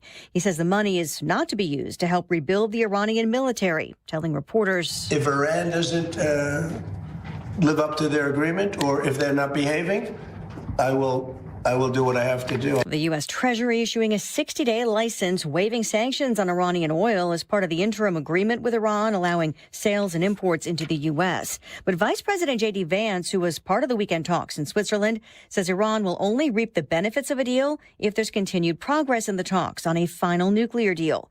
Vance says Iran has agreed to let UN inspectors back into the country. Whether good faith or bad faith, you can't trust anybody's words. You have to trust what they actually do. Letting in the inspectors is a big deal. deal. But again, we're going to see what they actually let the inspectors do once they're in the country. That's going to continually be a part of our negotiations. Speaking to reporters earlier today, just before he left Switzerland, where technical teams for both sides remain for more talks. President Trump blames vandalism for damage to the newly renovated Lincoln Memorial reflecting pool. We have I think 290, 300-foot slit right through it, probably a box cutter or a knife of some kind. Directing reporters seeking evidence to the Parks Department and saying several people are under arrest with others under investigation. He suggests the peeling of the pool's new dark blue paint was intentional. The pool is also turned green from algae. America is listening to Fox News. Onyx, I keep having stomach issues. Please make me a doctor's appointment. Okay, are you suffering from diarrhea, bloating, gas, or oily stools? If so, you may want to ask your doctor if it could actually be a problem with your pancreas, called exocrine pancreatic insufficiency, or EPI. My pancreas? How is EPI treated? A prescription medicine like Creon, pancrelipase, is used to treat people who can't digest food normally because their pancreas doesn't make enough enzymes. Creon is the #1 prescribed treatment for EPI. Creon may increase your chance of fibrosing colonopathy, a rare bowel disorder. Tell your doctor if you have a history of intestinal blockage or scarring or thickening of your bowel wall, if you are allergic to pork, or if you have gout, kidney problems, or worsening of painful swollen joints. Call your doctor if you have any unusual or severe gastrointestinal symptoms or allergic reactions. Take Creon as directed by your doctor, and always with food. Do not chew capsules, as this may cause mouth irritation. Other side effects may include blood sugar changes, gas, dizziness, sore throat, and cough. These are not all the side effects of Creon. You can learn more at 1-800-633-9110. Before your appointment, visit creoninfo.com. That's CREON info.com. Air Comfort Service, heating, cooling, and insulation, weather. Thanks to our cool front of yesterday, the northwest flow is back. It's a little breezy. It's 78 for the high with a mix of clouds and sunshine, though the emphasis going on more and more sun. Nice evening, partly cloudy skies, 62 for the overnight low. Tuesday, sunny and nice, 81. Wednesday, sunny and 84 degrees. Nothing more than a pop thunderstorm Wednesday afternoon. This is 97.1 FM Talk. Chief Meteorologist Dave Murray. This hour of the Mark Reardon Show is sponsored by Gamma Tree Experts. Your trees deserve the best care. Call Gamma Tree Experts. This is the Mark Reardon Show on 97.1 FM Talk. You'd think every once in a while my snark would work with people who at least know me, but I opened up the show this afternoon after a week off, and I was in Chicago in the suburbs visiting my family, but I said that I was there in reality to visit the Obama Presidential Library. So my dear friend Jeannie Sullivan from Pet Supplies Plus says, "Why were you at the library?" I'm like, you of all people should know my snark that I was not at the library last week. I was joking about that. Now, I was serious about the fact that the damn thing is ugly as can be. It really is. It looks like a mausoleum. So I don't really understand that. But no, I did not. I didn't even go downtown. You know what I did do, though? And I don't know how many times you guys have ever done this. Maybe I'll ask the question this way. Sue Thomas, how many homes did you live in when you were a little girl? Like up until you graduated high school? Okay.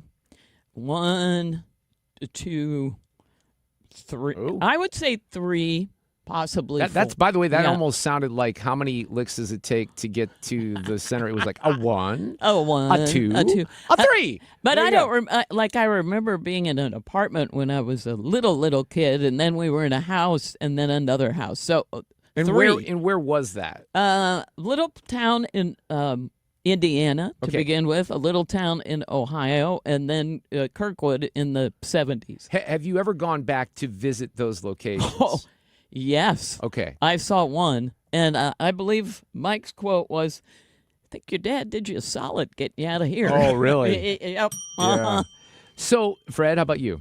How many homes? One house. Just one house? One house. I mean, if you don't count college dorm. No. I'm counting like with your family, you lived in one house, okay? Right. How about you? So here's the deal. This is what I did. Before I moved here in November of 1979. I was 14 years old. I actually went to high school at a school called Maine East in Park Ridge, Illinois. 3 famous people went there: Hillary Clinton, Harrison Ford, and me. I only went there for 2 months. There's more snark in case people think I'm being serious. No, but I only went there for 2 months because my dad then got transferred. It was a very awkward time. It was like after Thanksgiving, 1979, my first day at what then was Parkway West Junior. Oof. And moving at that age as a kid was awful. But look, I was born in 1965. I lived in a home with my grandma and grandpa in Morton Grove, Illinois for the first couple years. Then moved to Park Ridge, which is where I lived with my mom and dad, and my sisters and brothers were born there. We moved to Niles, and for people who know the area, off of Dempster, right across from Notre Dame High School in Niles, Illinois. I lived there. That was my third house. And then technically I lived with my other grandparents for like 2 weeks before I moved here because they were moving us out of the house. But I had not done a nostalgia tour in a long, long time. And I wisely did not take my daughter because I figured that she would just be making fun of me, saying, Dad, this is boring. Well, I left her with Aunt Leslie, with my sister. But I'm like, you know what? There was a couple hours on Friday morning that I didn't have anything scheduled. And I thought I could kind of tool around and figure it out. I really hadn't been on some of these roads for a while, but I lived all of these homes were relatively within maybe, I'd say, 10 miles of one another, right? Oh, it's not a big area. I love that. I love doing that. But so it was interesting because I had to jog my memory a little bit. I also lived at a home in 1987 that my aunt and uncle lived in with my grandmother for a while that was 2 blocks away. Like my mom's the outcast. She moved away. My mom's sisters lived within like 3 blocks of my grandparents the whole time that they were alive, right? Wow. So I spent a lot of my formative years in a lot of these houses in Morton Grove. And then, our friend Rob Hart from WBBM, BBM now, he's in the Odyssey family. He joined us a couple weeks ago to talk about the Bears situation. He lives in Park Ridge. And I'm like, is it this house? I had to send a picture to my dad. Is it this house? Is it that house? I had him kind of nailed down to 2 different houses, but I wasn't completely sure. And then you start looking over fences and you're like, oh yeah, I remember the garage was over there, so it couldn't have been this house. But you in a situation like that, I had a lot of memories that came back from all those years. I bet. My grandparents I was very, very close with my mom's mom and dad, and my grandfather, who when he was in retirement, and he died when I was just 12 years old, he was the janitor at our church. All right. Yeah. So this was a Wisconsin Lutheran church, very conservative, and I took a picture of it, Fred. It was interesting. The picture I took of the church has this light like shining down on it from the sun. It was like God's hand was stepping in to the church. What was the point I was going to make about that? Something. What was I saying right before that? Was it great? Oh, you were going and making the rounds, and it brought back memories. Yeah, and I don't know why I brought up the church, but Looking I did. in Oh, backyards. now I know. Now I know. Thank you. So my grandfather was like the custodian, and I helped him. That was like technically my first job. Was I emptied the trash and I swept the leaves and whatever I did. I was like, I loved my grandfather so much. There was this bar that he took me to that was in the neighborhood. It was a block away from the home and maybe a block and a half away from where the church was. This is all very, very close, right? And it's funny because when you go back and you look at these things, it's even closer than you even remember, right? Oh, when for you're a sure. kid. Right. I wanted to go into, if someone would have said, they would have been outside and they say, hey, you want to see the house? I would have said, yeah, I'd like to see what it turned into. But that really didn't happen. But we would go to this place called Bring Her In, and it was just this old neighborhood bar. And I remember my grandfather and this Bobby guy who worked with him, they would have beer. And I think I remember him putting some salt in the beer, and that would make the beer fizz or something like that. So he would give me little shot glasses. He'd probably go to prison for this at this point, that had beer in them, and I would put my little salt in there. And that was the first foray until I finally, I think, stole an Old Style or a Hamm's from their refrigerator when I had my first beer at some point when I was closer to 16 or 17. It was a Hamm's or an Old Style. And my parents are probably even learning something right now if they're listening. But it was interesting to kind of, go around and tool around and see the places. Some things have really changed dramatically. Other things have not changed dramatically. And it was interesting. But there were all these memories. It's funny. I was telling my daughter this. She's singing along to songs on the way back. And we tend to like, some of the same music. And she knows a lot of music because she's watched the Pitch Perfect movies. But I told her, this probably didn't resonate, like, you'll be my age or 50 years into the future, you won't remember what happened yesterday or like 3 hours ago. But all these song lyrics, they kind of come back to you. They stick with you. And then, when I was driving around these neighborhoods, there's just little things that I remember, experiences, encounters that I had with people. I used to ride my bike around that first house that I had in Park Ridge. One day I remember seeing a rat that was like the size of a cat. I don't know that it was that big, but that's what my memory tells me because it was at a lumber yard. So I used to put pennies on the railroad tracks. I told Alexa, I'm like, we were crossing railroad tracks in Mount Prospect. And I said, when I was 7 years old, had to be, maybe 8, because I moved when I was in second grade. But we put pennies on the railroad tracks, go up there. Weren't supposed to do that, I'm sure. The trains would come, flatten the pennies. That was something we did. We didn't have video games, right? We caught cicadas in little bug jars and stuff like that. That was some of the fun stuff I did as a kid. But anyway, that was kind of cool. Just I to like doing that, going back to see the stuff. So then when we came back, and I did mention this at the beginning, we have added another member to the Reardon Zoo. We have a little kitten that is technically, we're calling him Smokey right now. The names have kind of gone back and forth. You can look at little Smokey, who's 8 weeks old, on my Instagram stories or Facebook stories. You can follow on Instagram. It's Mark Talk, MarkTalk. And if you're friends with me on Facebook, you can see the stories. I had a Maine Coon who came from the aftermath of Hurricane Katrina. I was doing an event in 2008, and it was outdoors, and it was a hot day in June. And this was out of Petropolis, out in Chesterfield Valley. And they had a big adoption event, and this big cat was in a cage. And Nancy Lupia was a woman that I met. She was with Felines Forever. I'm not even sure if Nancy's around anymore. And I just, and this cat, this Maine Coon mix, was 9 months old. He was pretty big, right? Aww. And I'm like, I got to take this cat home. And I fell in love with him, and Dave was his name, and we had him until about 4 years ago, and he was really awesome. So this little guy is a Maine Coon mix. Now, if you don't know what Maine Coons are, they're like the biggest breed out there. Our previous cat, cool. Dave, was a mix, but he was huge. Like I have a picture of my son holding Dave when he was probably 10 years old, and he covers his whole body. That's how big he is. Yeah. So I don't know how big this guy will get, but we're really kind of keeping him isolated and, baby steps to the rest of the zoo because we want to keep, cohesion and the ecosystem all running smoothly. And that's not an easy thing to do. No, it isn't. Right? You are very brave. Well, I've done it a few times, so I have some experience with this, but that's the new challenge here for the next few days. And then, Fred, I said this to Sue. I don't know if you were in the studio. It is just mind-blowing to me that July 1st is like a week away and the 4th of July is just around the corner. I can't believe that. I really can't, that we're already almost into July. Now, we have temperatures that are not unlike, I'd say April today, but I looked at the forecast for next week, and it looks like we're finally going to hit summer toward the 4th of July, where the temperatures are going to be in the 90s. You guys did have, I had real mild weather last Tuesday. I played golf, but it heated up here a little bit in the end of the week, didn't it? Yeah, but it still was, pretty mild, though? Yeah, but it wasn't long-lived. So it got hot, and we thought, yeah, it was quick. And then, bam, it was nice again. Because, we didn't have the air conditioning on the last 2 days. And I don't know if I could point to a June date in recent history where that's happened. Agreed. We had an actual spring this year.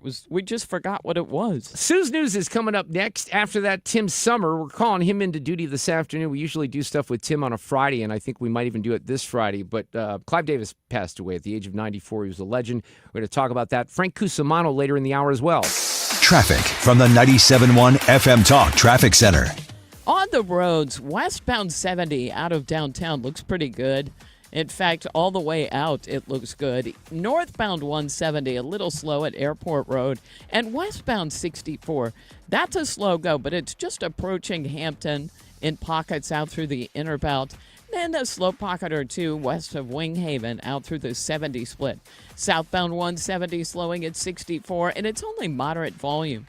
Southbound 270 in pockets between Olive and 44, and then it opens up. On the Illinois side, we've got a jam eastbound 64, approaching 255, that due to road work.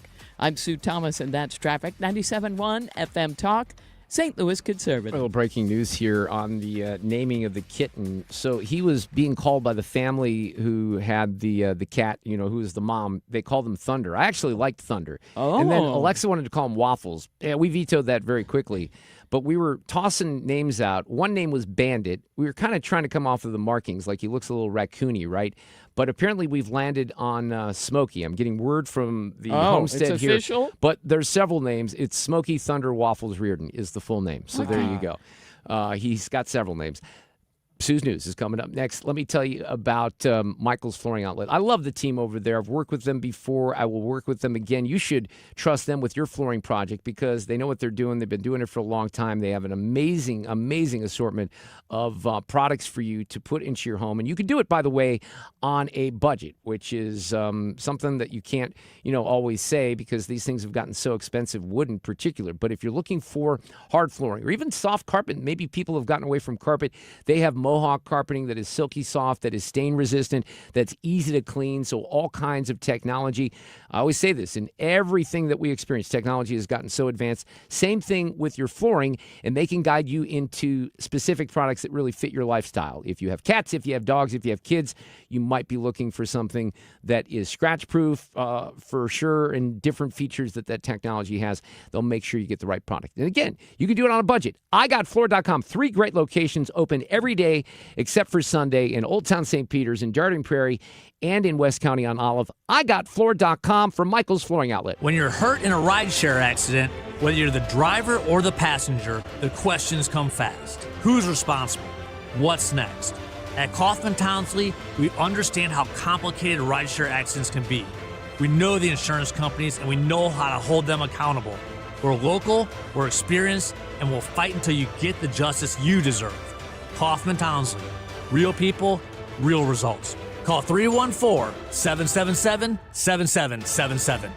Do you have any evergreens in your yard? It might be time for a health checkup. Mark Cox here for Hanson's Tree Service. My friend Chad Hanson tells me he's been seeing a lot of evergreens dying due to environmental issues from the last couple of years. A winter drought 2 years ago, combined by a very wet spring, is wreaking havoc on a lot of these evergreens. Let Hanson's Tree Service help. Call them today at 636-379-1830 or online at hansonstree.com. Hi, this is Jill Schlesinger, CBS News business analyst, certified financial planner, and the host of the Jill on Money podcast. Beginning, middle, or end of the year, it's always a great time to take control of your financial life. And the Jill on Money podcast is here to help. Your questions make it possible for me to provide unconventional and entertaining insights on your money and, more importantly, on your life. Follow and listen to Jill on Money wherever you get your podcasts. The Mark Reardon Show, 97.1 FM Talk, St. Louis conservative. These allegations are deeply concerning. Does the president have any comment? We're not going to comment. It's not clear messaging. No. And now, Sue's News. Brought to you by Sue. Well, we're talking about it. Fred got a grill for Father's Day, which is exciting. They've been grill-free for 10 years, Mark. Yeah. That's a drought. You haven't even had a Weber with charcoal? Nothing. How could you have done that? It was hard. Okay. Yeah. And wow. it's like one of the few things I think I can do is barbecue. Yeah. It's not like really cooking. Well, unless you get fancy. If you overcook things, though, it's not good. I'm convinced I overcooked food for decades. You probably did. What is it? It's just, you just have to pay attention. I'll tell you what's life-changing, a meat thermometer. It's a good thing to have. Yeah. And once you do that, then you should be all set. Joyce has several. She'll give me one. Oh, there you go. Way to go, Joyce. That's nice. You guys, it's National Onion Rings Day, which sounds delicious to me.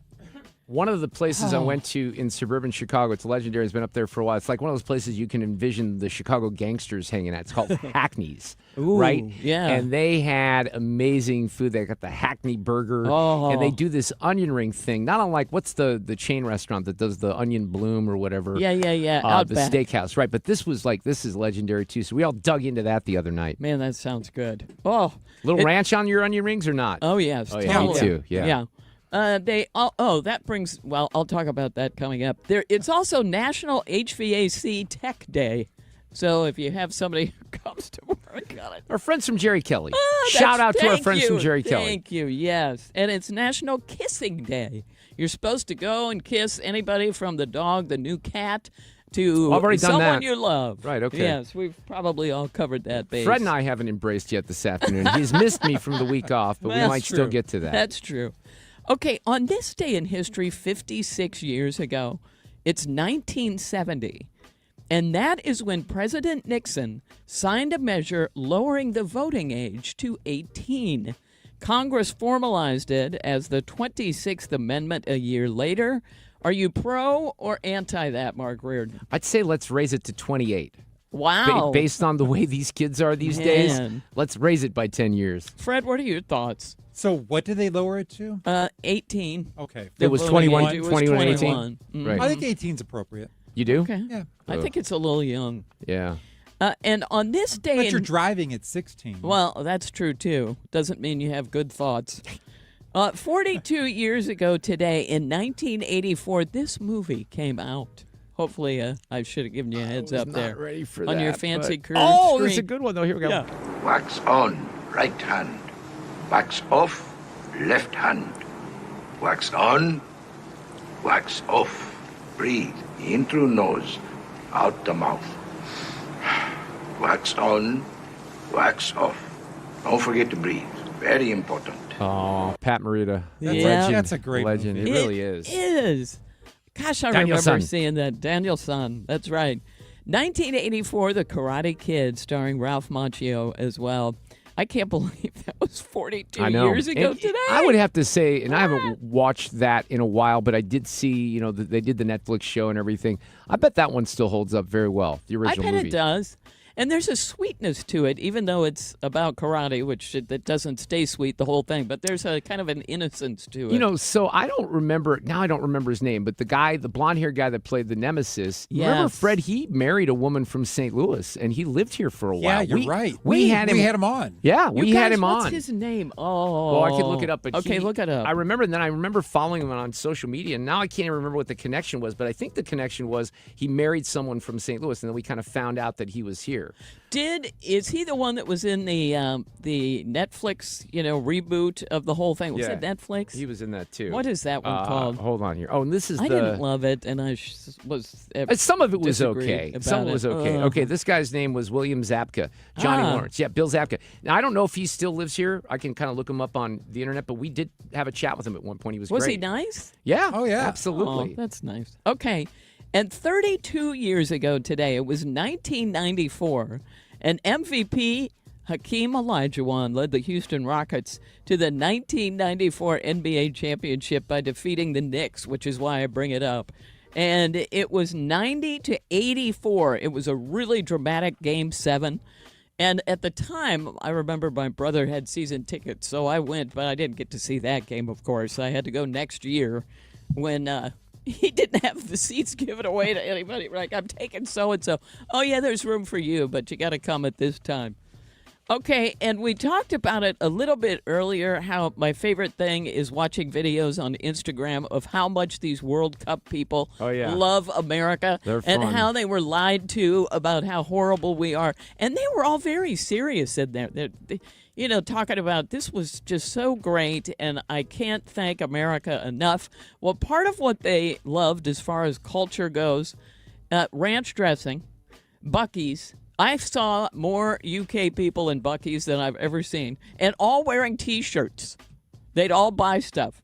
Free refills. There was a guy who did a whole series. He went to like Texas Roadhouse, and he said, "What?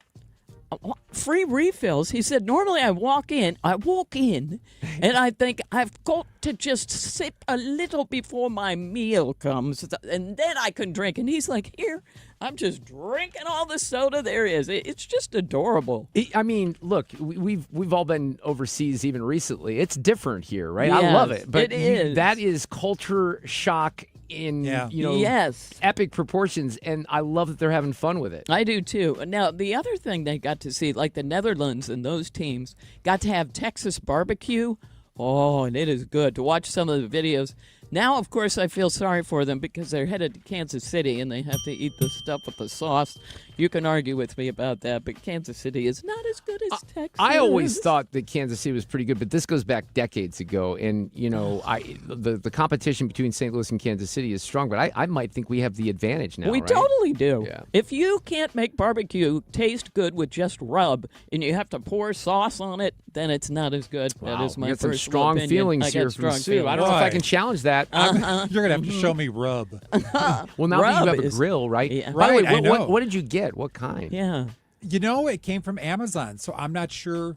Does it? Oh, sorry, Crowd. Crowd didn't like Does it. Wait, does Crowd is I not was impressed. looking on the box to see what sort of brand it was. I couldn't see a brand name. Seriously? Well, I feel Yeah, good about seriously. that. Yeah, What I could know, go like- wrong? Okay. Okay. Who bought this for you? It's the same one that Shane has in Brooklyn. Well, so it has to be a Oh, good one. well, he right? likes it, though. Oh, he liked it. He sent me Okay. even the exact same tools. Oh, that's with awesome. the flipping and Okay. palms and stuff. Is it big? That's what she said. I'll move on. The beat me to it. The BBC hosted a World Cup studio show last week. This just kind of cracked me up. Shortly after a match at the Houston Stadium. Well, the show had an AI-generated image of Houston skyline in the background, which is mostly accurate, except one big thing. They had rolling foothills and mountains. They did it to make it look more interesting or better, and then Houstonites were like, What? This isn't our skyline. And it caused a big just Why would they online do that? thing. BBC hasn't commented, but not surprisingly, Texas responded, and they said stuff like, the Houston mountains. Yeah, They're exactly. so beautiful this time of year. And BBC added some much-needed mountains to the Houston skyline. It's not bad. And I happen to have some prime real estate for sale in those Houston hills Yeah. if you want to give me a call. But, yeah, they never came back with anything. Hollywood tidbits. Toy Story 5 had the biggest opening of the year with $160 million this weekend. Not bad for what all's going on. And Joan Cusack says playing Jessie, I just love Joan Cusack, in Toy Story is the most important thing she's ever done in her life. I think it's just because the kids have liked it for so many years. And she's been a part of people's lives as they I grow love that. up. And I'm a big fan of hers as well. But I mean, she's that's awesome. an iconic character, and her voice does, lend to the authenticity of the characters. So I love miss that. Rickles, but other than that, Well, it's I all- miss Rickles yeah. too. I mean, he's just classic, right? But yeah, that's cool. By the way, Netflix is making a Sesame Street movie. Well, okay. And DoorDash, okay. A DoorDash food delivery robot called Dot the Robot had a delivery in Arizona last week, right where a SWAT situation was unfolding. It rolled right in, ignored police commands to get out because it's a robot. So Dot was clearly on a mission, did not want to be delayed, so they had to call DoorDash and say, can you disable this bot that is in the middle of our SWAT situation? And there's no word on what Dot was carrying inside, but SWAT did get her shut down. That's and a they little had to do that, scary. isn't it? I mean, Right? this is a side effect of these things because you just send them and nobody's really in control. You have to call and say, hey, you got to do something about this bot who's right in the middle of something. And finally, in Sue's news, we have today's random fact. Ugh, I'm not surprised by this. Americans are collectively getting 2.6 billion robocalls a month. Huh. Yeah, at least. Oh, and that's it for Yeah. Sue's news. I've probably gotten 5 today already, Yep. and multiply that times however million people we have. How many million do we have here now? I don't know. I don't know. I'm Dan Loney with Your Money Now.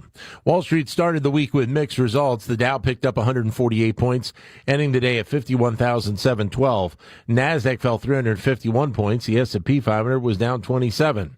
Oil prices were lower. West Texas crude down 2.5% at $74.64 a barrel. Legendary music producer Clive Davis passing away today at the age of 94.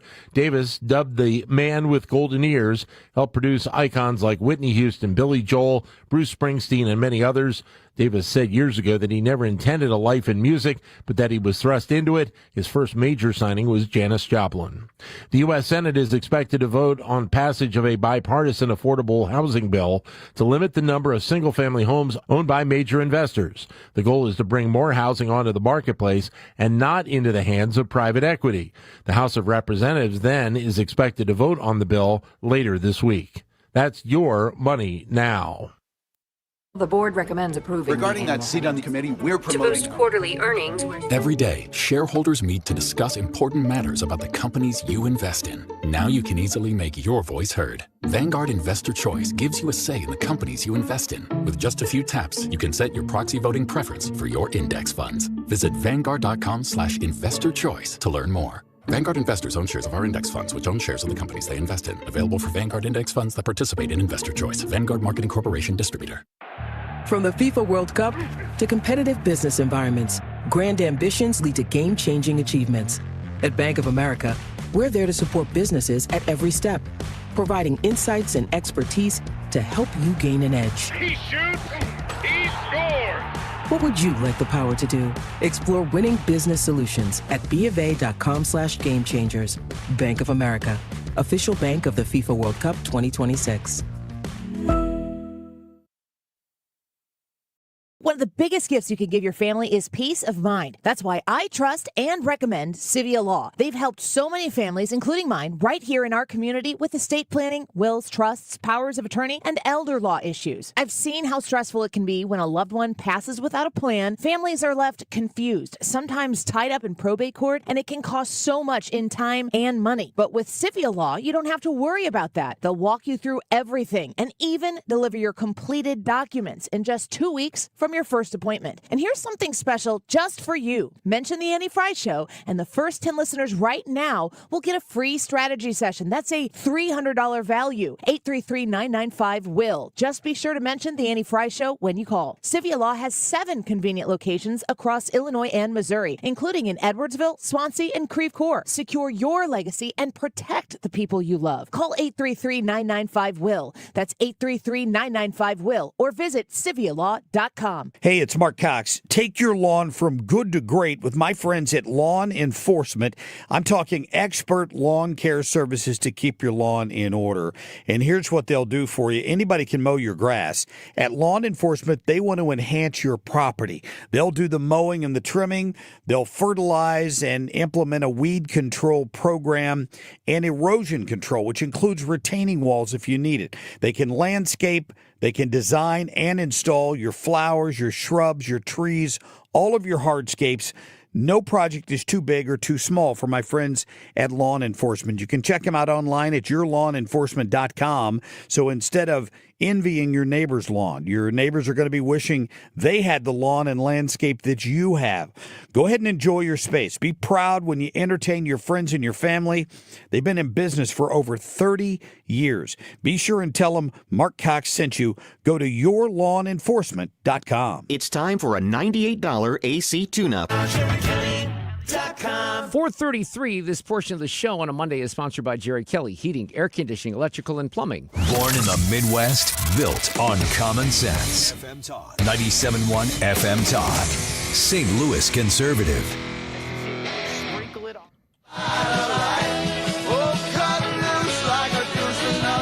You know, a lot of people think Manfred Mann did this song. This is a Springsteen original from his first record. And he wrote a couple of extra songs because Clive Davis, who was running Columbia Records at the time, said, "You need some hits, Bruce." So he ran back and he wrote this one and another one that Manfred Mann ended up cutting, and the rest is kind of musical history. And that really follows for a lot of the artists that we're about to talk about. Look, when I was 17 years old, there were 3 things that I wanted to do with my life. One was be a rock star, but I realized I didn't know how to play guitar, so that wasn't going to go very far. 2 was be a disc jockey. I succeeded at that. 3 was actually being Clive Davis, or someone like Clive Davis. I read his book that was called Clive Inside the Record Business. 1975 it came out. I'm reading it in 1982. This is the guy that signed Streisand, Springsteen, Billy Joe, Aerosmith, Rod Stewart. Whitney he went on Houston. to sign Whitney when he was at Arista Records. He got kicked out of Columbia because they thought he stole some money to pay for his son's bar mitzvah. But Tim Sommer, one of our music experts, and a guy that kind of became like Clive Davis to a certain extent because you were an A&R guy, is with us to kind of reflect on this guy who is such a legend. I said earlier, Tim, he's the kind of guy that maybe a lot of people wouldn't know his name, but if you know the music industry, you know who Clive Davis is. Well, Once upon a time, Mark, and thank you so much for having me on today. Once upon a time, there was such a thing as a creative executive, and it was expected that the people who ran major corporations, be there, and major entertainment corporations, be there television networks, film studios, or record companies, were going to be creative. They were going to have creative hearts. They were going to have an idea for a direction. They were going to be able to say, this is the direction that I want culture to take. They weren't, of course they were in it for the money, but they thought they could get to the point of making money by being creative people. Clive Davis was one of the prime examples of a creative music executive back in the days when all of the major record companies in the United States, and let's say in the 1970s, that would be Columbia, Warner Brothers, Arista, which was Clive Davis's company after 1974. MCA, maybe. Atlantic, MCA. These were all run by creative businessmen, people who were invested in saying, this is the direction that my label is going to have, and I'm going to help people make music. Today, that's not the case. And I'm not saying that's a good thing or a bad thing. For instance, right now I'm looking at the biography of a fellow named Robert Kinsel. He's currently the CEO of the Warner Music Group. The key words being there, music group. That's Warner Brothers Records, one of the most storied labels in the history of the music business. Now, this was Robert Kinsel's qualifications for taking over Warner Brothers. He was chief business officer at YouTube, oversaw all their business functions. Before that, he was vice president of content acquisitions at Netflix. Okay? What he did, he was born into Warner Brothers to make money, not to oversee artists, not to develop artists. And that's the status of every one of the movie studios. That's the status of every one of the record companies.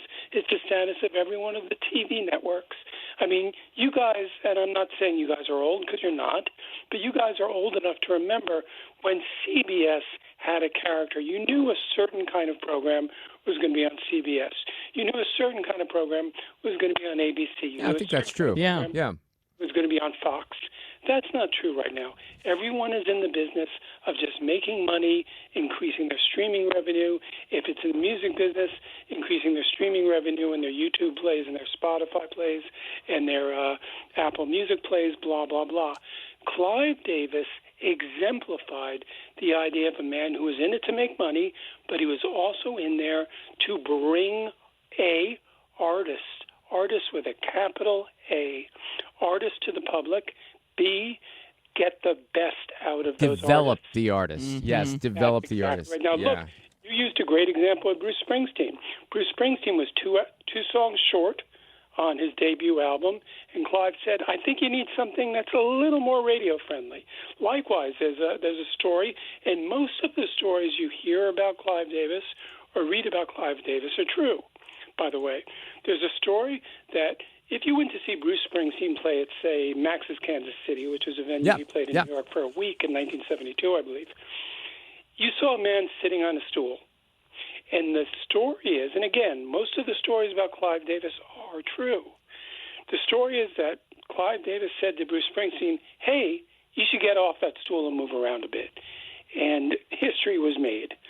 Likewise, this is a man, for all the money he made with Whitney Houston, Aretha Franklin, Rod Stewart, Santana, all those. Janis Joplin, on and on and on and on. When Clive Davis was inducted into the Rock and Roll Hall of Fame in the year 2000, the person he chose to induct him was one of his favorite artists and one of his favorite signings, and an artist only Clive Davis, with his imagination and his creativity, would have signed, and that was Patti Smith. Oh, yeah. Wow. Interesting. And there's a Springsteen connection with know Patti that. Smith, too. Yeah, that's interesting. Well, look, the thing, and I don't even know how I knew who he was, but I was working with local record reps at the time, even when I was that young. So I bought this book. I literally thought about going to law school, maybe not for very long, but because Clive Davis started as a lawyer at Columbia Records. He was actually CBS general counsel, and then he became the guy that ran the label. So his background was not necessarily creative. He went to Harvard and he went to NYU on full scholarships. And I think his father died when he was very young. But I knew of him because he was this mogul, and I wanted to do, Tim, what you ended up doing, which was become an A&R guy, which maybe finds a band, selects the signals, helps produce all these things. That was like my dream. And when I read that book, that's all I wanted to do. Now, my career kind of took some different turns, and there were reasons that I didn't end up in the music business, but he was always an inspiration to me. I think that's that's right. He was an inspiration to anyone who's in the music business, even if I grew up thinking that business people were bad, but just because someone's a business person doesn't mean they aren't creative. And that's the big difference between the big creative executives of the 20th century, whether you be Michael Eisner at Disney, who rebuilt that company by changing its creative direction, not by changing its business direction, changing its creative direction. Whether you're David Geffen, whether you're Ahmet Ertegun, who is the legendary person who created Atlantic Records, whether you were Mo Austin, who is the person behind Warner Brothers Records. Walter Yetnikoff, that name comes up, right? Great example. Yeah. Yetnikoff at Columbia, I can't remember if it was Columbia or CBS. Terrific example. Now, these are people who were business people, and they did a lot of obnoxious things because they were business people, but they were all, every single one of them, in the business of developing artists. Now, the list of names of people, and you named some of them, who Clive Davis was either directly responsible for overseeing their careers, or said, I'm going to help you become the best artist you can. And in Clive Davis's mind, the best artist was someone, A, who not only sold records, but B, made interesting creative choices that would stay in people's hearts. So we're talking about Whitney Houston, we're talking about Patti Smith, two wildly diverse artists who owe their entire careers to Clive Davis. Barry Manilow, Janis Joplin, Aerosmith, who he signed to Columbia when he was at Columbia, Billy Joel, who he helped develop, Neil Diamond, who he helped develop, Santana, who my understanding is that he's almost wholly responsible for bringing Santana back into the music industry. Absolutely, yeah. In the late 1990s. Now, what's interesting now, and I think this is not necessarily a bad thing, today, if an artist wants to be a creative person, if an artist wants to create creative landmarks, if an artist wants to move their career in a direction that isn't only pursuing mammon, to use a word that I love so much, mammon being the great legendary god of money. If an artist doesn't just want to pursue money, it's on themselves to make their choices, meaning, let's look at somebody like Harry Styles. Harry Styles could just be someone who just grinds out hits. Harry Styles has made the decision that he wants to be a creative artist. Same with, say, and please excuse me if I'm mispronouncing names, somebody like Olivia Rodrigo. She wants to be a creative artist. She started out making hits, and that's what artists have to do right now. If an artist wants to be a creative artist, they have to take that upon themselves because the music executives are only interested in generating all those hits on Spotify. Okay, but this is good. This is perfect timing because I was going to play this. So listen, this is Alicia Keys, who also, Clive Davis helped immensely. Listen to the story because this completely ties in, Tim, to what you were just saying. It doesn't feel like yesterday, but it does feel like yesterday. And I remember he said to me, so, what do you want to do? Where do you see yourself in 5, 10 years? Where do you want to be?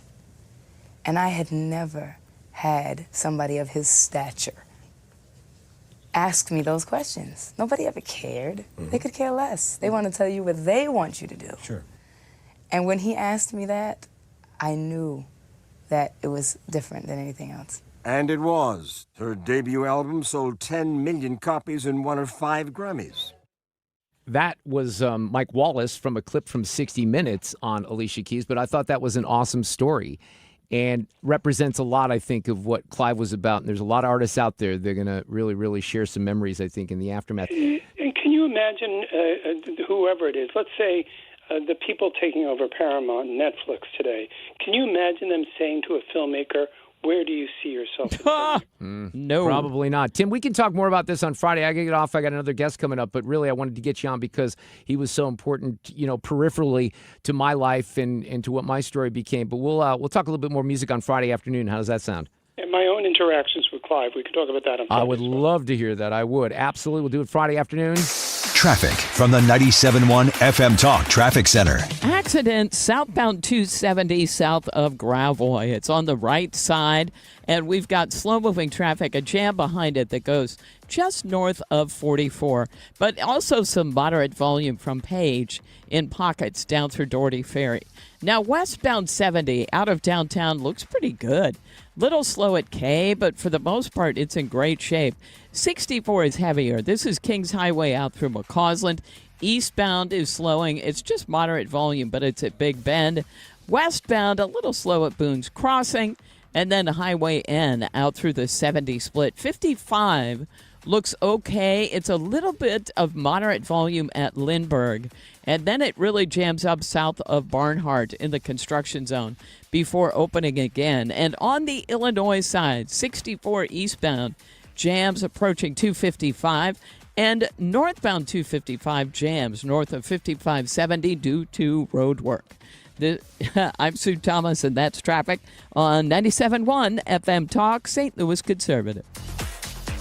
Well, I always talk about the fun stuff that's going on at the Missouri Athletic Club. Actually, we had a couple of great examples over the weekend. Lobster Fest in the Jack Buck Grill. They had an opportunity for what they call it, a dive-in movie over the weekend at the clubhouse out west because you got to kind of enjoy some popcorn and soda and some other meal items and then watch a movie. I don't even know what they showed that night. But look, one thing I want to focus in on is America 250 and the big celebration. The MAC is going to go all out at the downtown clubhouse Friday and Saturday. So next Friday, believe it or not this Friday, July 3rd. Saturday is the 4th of July. Bring the family and friends down to the clubhouse downtown because it is a great spot to grab a drink and meal during Celebrate St. Louis, the big party that's going to be going on. A lot of music, a lot of fun, a lot of celebration of our freedom. And at the MAC in the downtown location, they'll have a DJ and some barbecue. Maybe Fred will cook barbecue now that he has his grill again for the first time in 10 years. Always think about what the MAC is doing throughout the community. You can find out more at mac-stl.org. We're here to celebrate America's 250th birthday in 2026. This is 97.1 FM Talk. America 250 is sponsored by Paramount Men's Medical Center. It's time for a $98 AC tune-up. Honey, I found the one. Oh, I thought I was the one. Oh, you are, but this one's certified, background check, shows up on time, and can install all the ceiling fans. Heating, cooling, electrical, and plumbing. Trusted pros who do it right.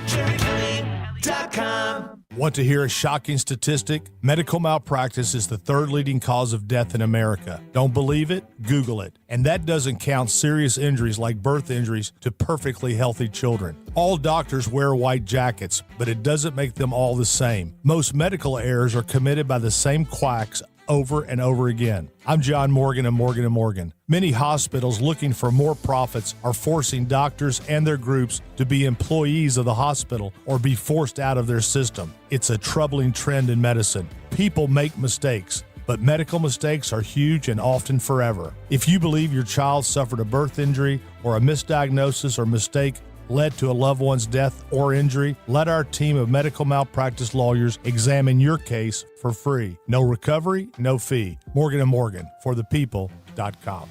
The choice of a lawyer is an important decision and should not be based solely upon advertisements. Past results afford no guarantee of future results. Every case is different and must be judged on its own merits. Want to make the most of your tax refund? File with TurboTax on Intuit Credit Karma. They help you get your biggest refund, and then we help you do more with it. With a personalized plan designed to help you hit your money goals. Start filing today in the Credit Karma app.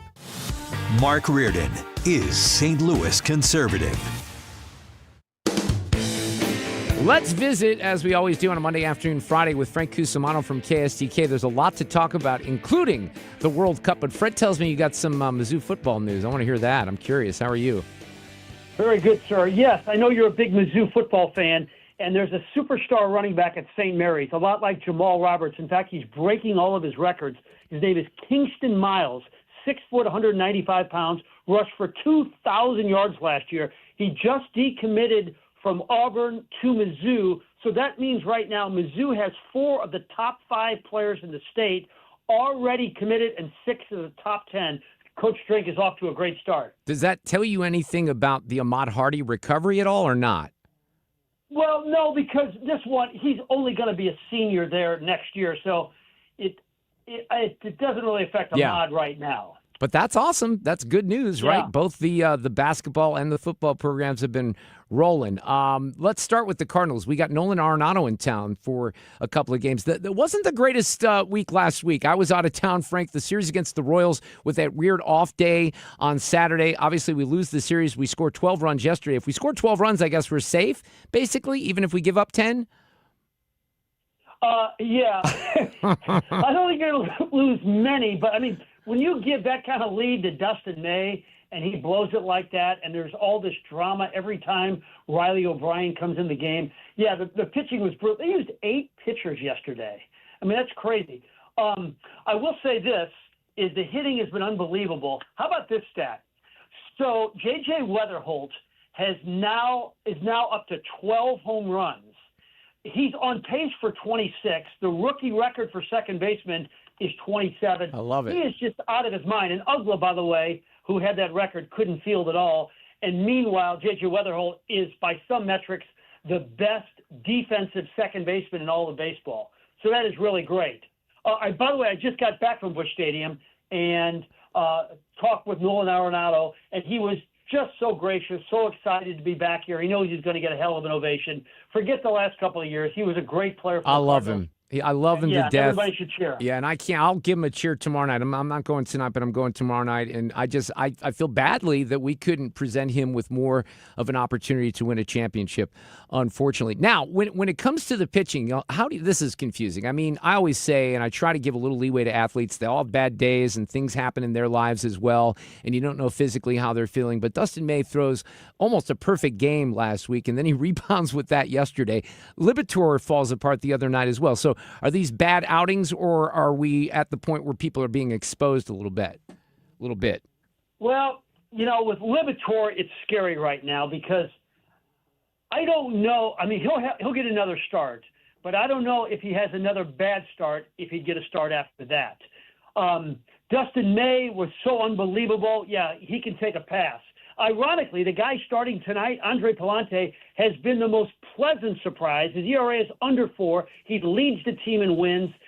They just need him to be really good. Nobody was expecting this out of Palante, but he's been terrific. Well, and you still have a situation where even that game, I think it was on Friday night, where, it went back and forth a little. The Cardinals even scored a couple of runs and made it interesting in the 9th inning, and they couldn't win the game. So the offense, look, they don't give up. I like the energy that's still there, and hopefully we get a good homestand here, starting off with the Diamondbacks. I've been really, and I've made this clear to the audience and probably you, I'm not the biggest soccer guy. I've been loving the World Cup. It's been a lot of fun. We got a game going on in Philadelphia with drenching rain right now, I hear.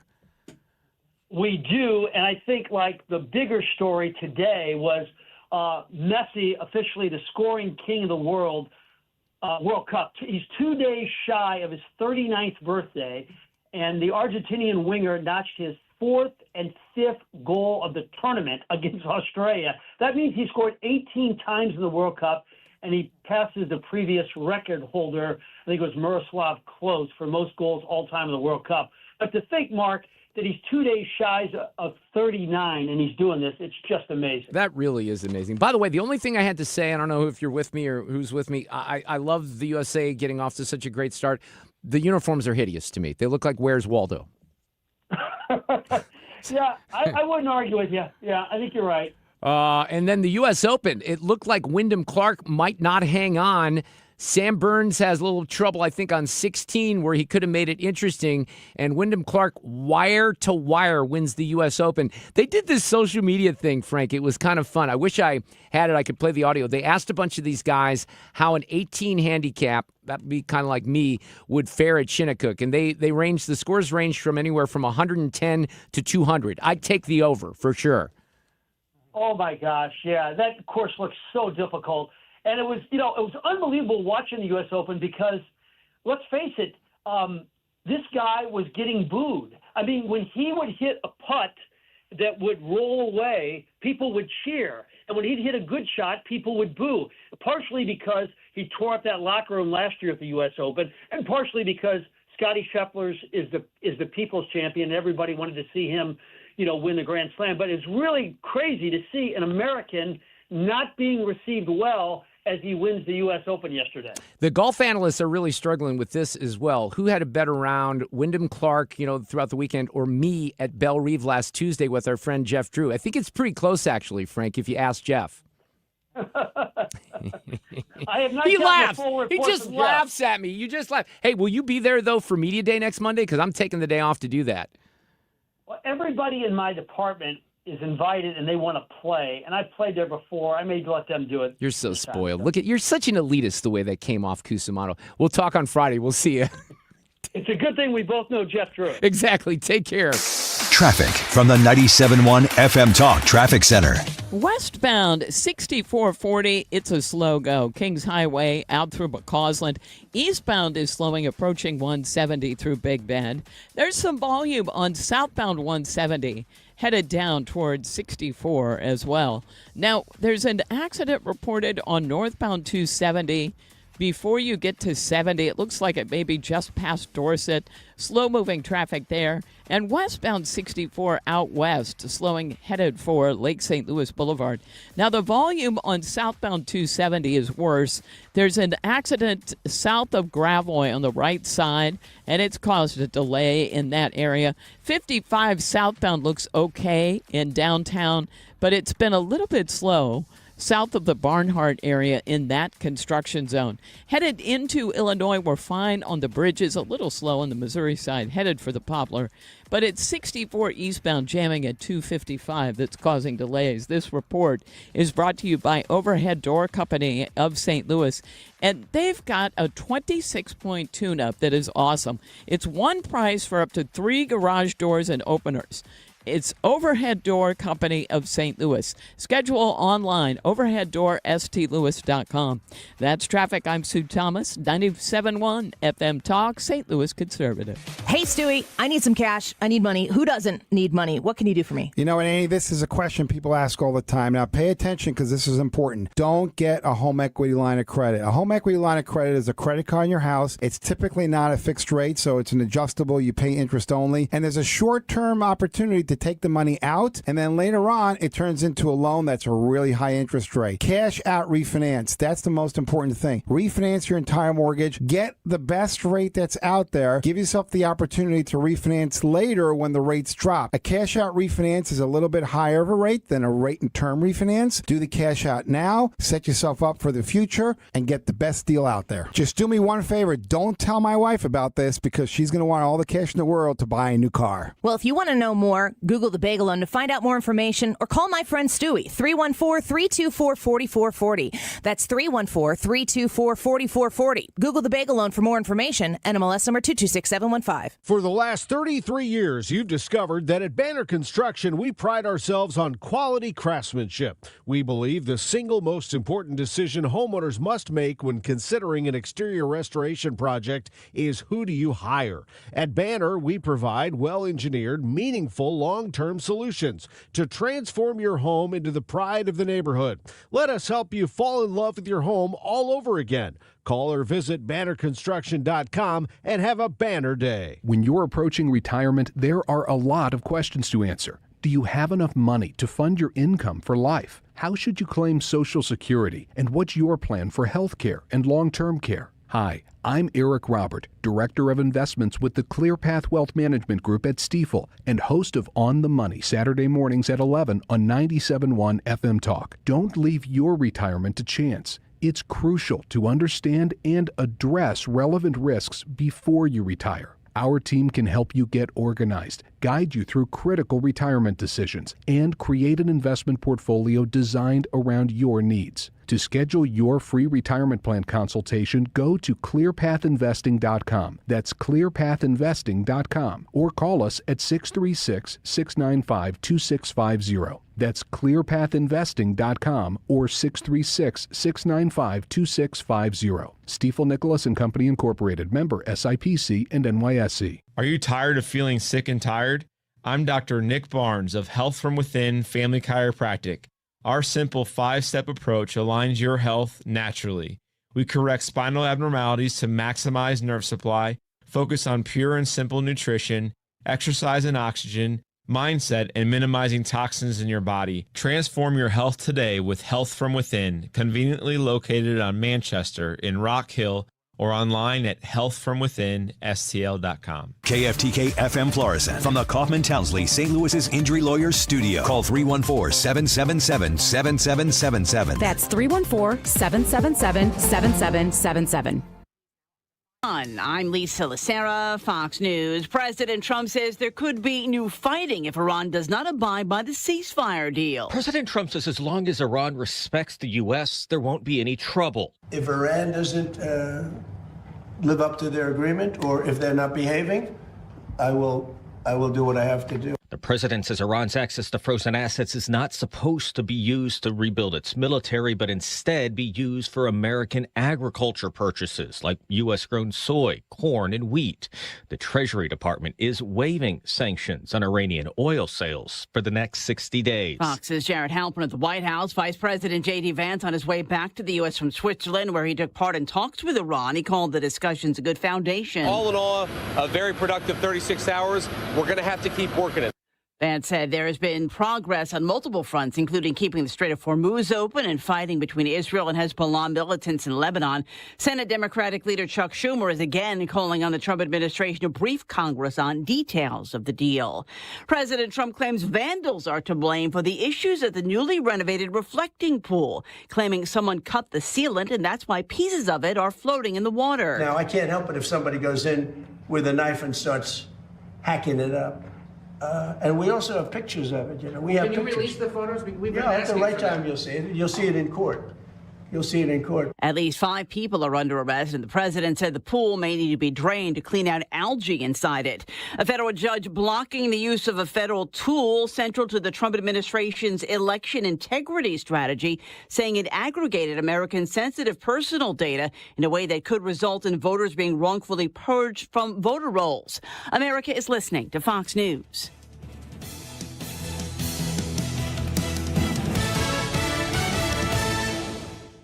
Onyx, I keep having stomach issues. Please make me a doctor's appointment. Okay, are you suffering from diarrhea, bloating, gas, or oily stools? If so, you may want to ask your doctor if it could actually be a problem with your pancreas, called exocrine pancreatic insufficiency, or EPI. My pancreas? How is EPI treated? A prescription medicine like Creon, pancrelipase, is used to treat people who can't digest food normally because their pancreas doesn't make enough enzymes. Creon is the #1 prescribed treatment for EPI. Creon may increase your chance of fibrosing colonopathy, a rare bowel disorder. Tell your doctor if you have a history of intestinal blockage or scarring or thickening of your bowel wall, if you are allergic to pork, or if you have gout, kidney problems, or worsening of painful swollen joints. Call your doctor if you have any unusual or severe gastrointestinal symptoms or allergic reactions. Take Creon as directed by your doctor, and always with food. Do not chew capsules, as this may cause mouth irritation. Other side effects may include blood sugar changes, gas, dizziness, sore throat, and cough. These are not all the side effects of Creon. You can learn more at 1-800-633-9110. Before your appointment, visit creoninfo.com. That's CREON info.com. Air Comfort Service, heating, cooling, and insulation,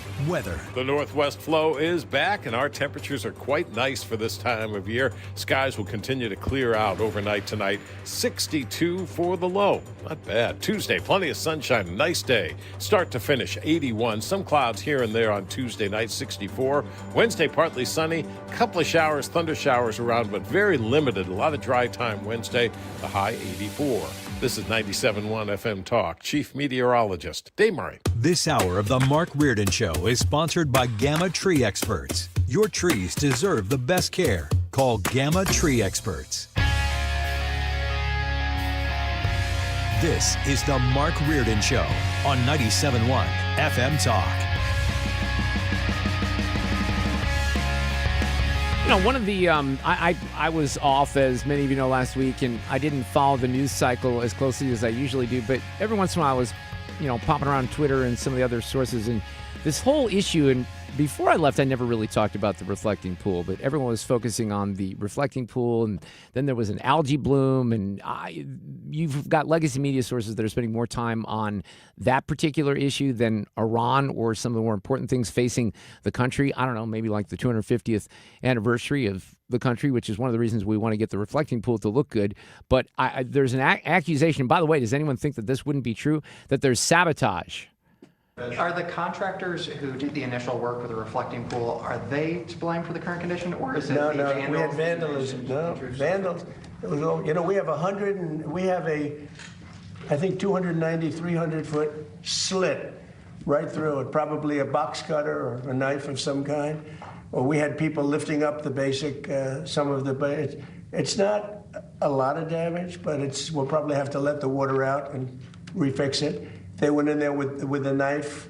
I was just told by the people over at Parks, they have 5 people are arrested and 5 people are under investigation right now.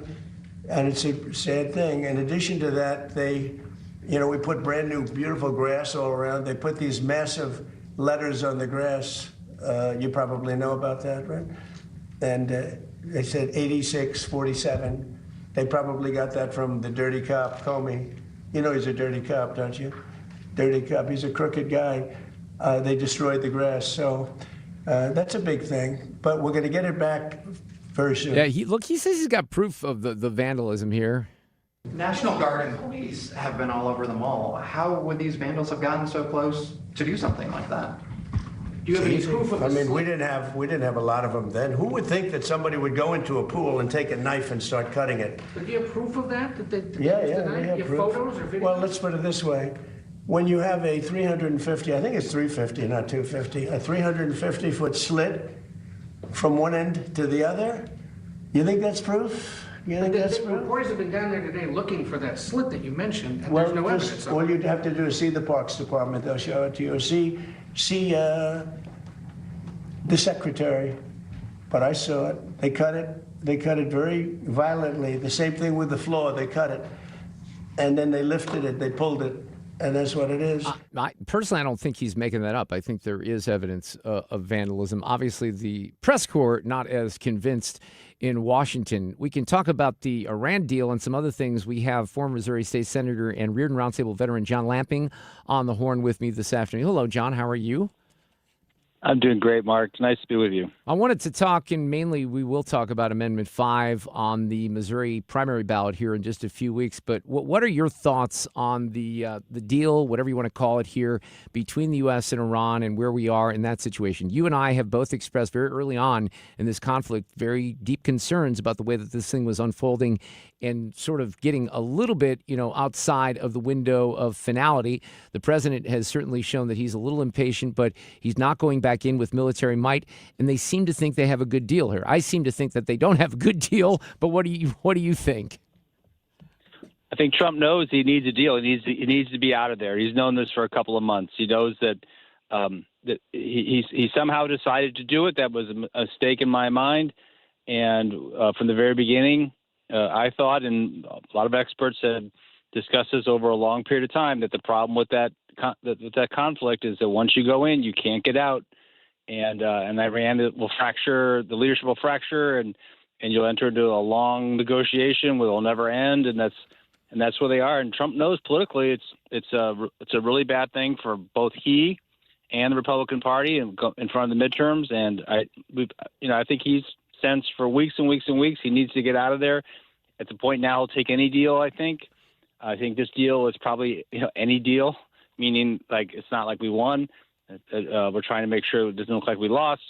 But even then, the Iranians and I would say Israel don't want this thing to end. Or they don't want it to be determined that it's over.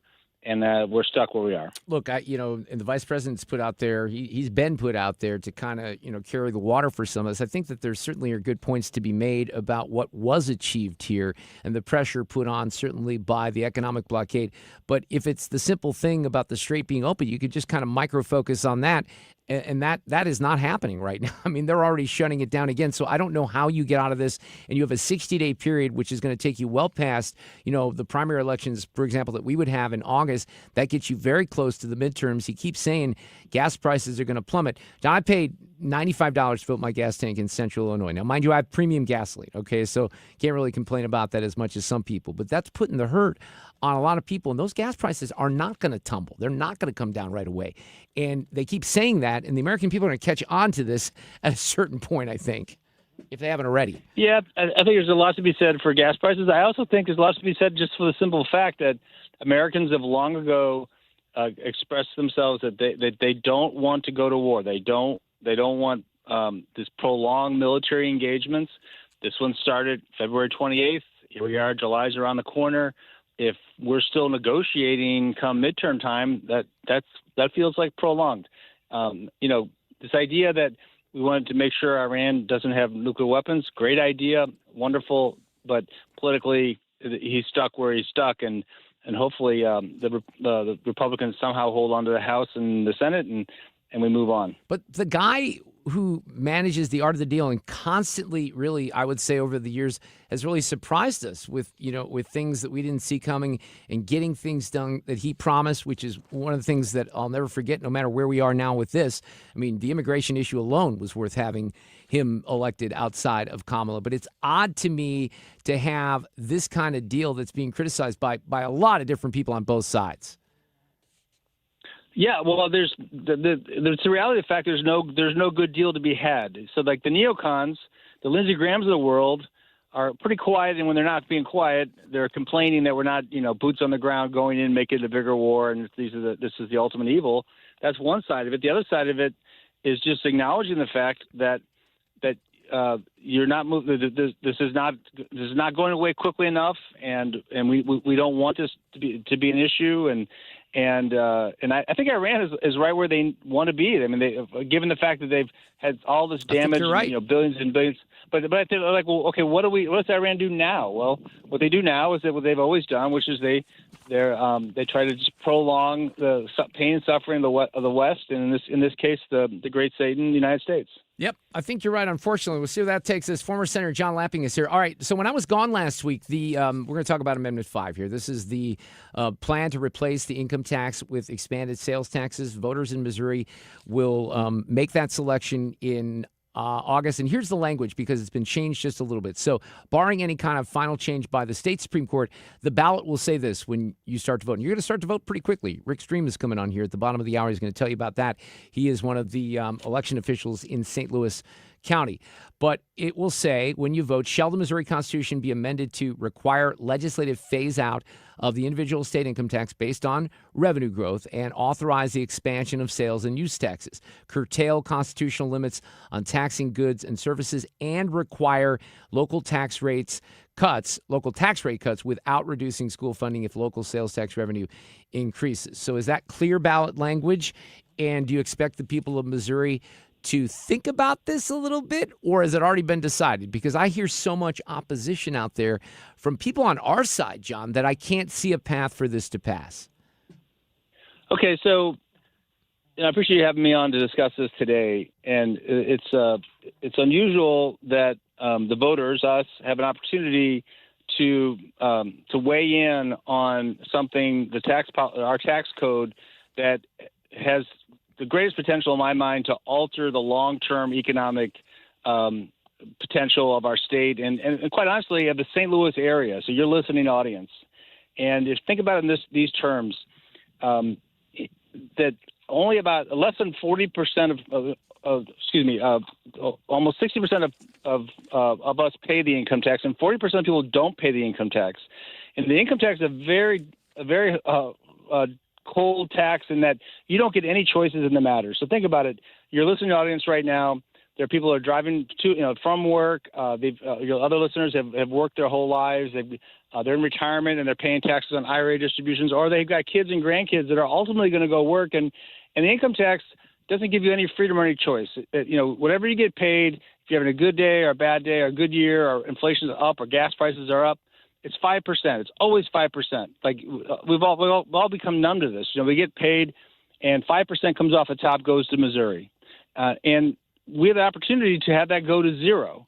And then people complain and say, well, that means on the other side, we're going to have to pay higher sales taxes or use taxes or whatever. But you have a choice there. You have a choice what you want to spend the money you saved on the state income tax going away. You get to decide where that goes. And that's the kind of tax code that when any empirical studies have shown that creates greater total gross domestic product or spending, and it has the ability to attract and, more importantly, retain businesses that exist in your state. So we don't often get a chance to weigh in like this, and the voters do have a chance to weigh in. And we've got 6 weeks from tomorrow as the vote. Early voting starts relatively soon. And your listeners, I would venture to say, Mark, that your audience have paid income taxes, if not the majority of their adult life, but most of their adult life. They've got kids, grandkids that are going to pay this income tax, and it's the one opportunity they have to weigh in and try to eliminate this tax. And it's really easy this time of the year for people not to focus. It's summertime. It's 4th of July is coming up. The World Cup's on. And I would just say that your listeners, if you've decided that you're going to vote for this, you need to make every effort to convince other people around you how important it is. I'm afraid that it's not perceived to be I know. important, but it very much is. I think it is too. I'm on your side. I'm going to vote for it. I think it's a big opportunity. I give the governor a lot of credit, but the opposition, and this is what happens in these campaigns. And by the way, some of the opposition is from, the right. They're lying about a lot of these things. So here's for example, a quote in one of the columns by Rudy Keller, who used to be a reporter when I worked in Columbia, but he writes for the Missouri Independent right now. Democrats warn that if it passes, higher sales taxes will shift the tax burden to poor Missourians. So you have this Representative Stephanie Hine of Springfield says, let's be real. There's no opting out on buying everyday goods and services. You have to feed your family. You have to have a place to live. You have to buy your medicine. Those are non-negotiables. Well, you know what? The governor's also made it clear that real estate's not going to be affected. Healthcare is not going to be affected. The Democrats and the people that I see posting on this on Facebook are lying about everything. Now, having said that, I think it is a legitimate criticism to say, wait a second, did they put the cart before the horse here in not making it clear to people where the carve-outs might be for sales tax and where their sales tax, might be increased? Because for me, John, now this is just me, because I'm the 5%'s coming out. I don't see a mathematical equation, even though I'm not good at math, where I could pay more in sales tax over the course of a year than I pay in state income tax. Now that's my situation and the calculation that I'm doing. I would hope that other people would kind of take a look at that.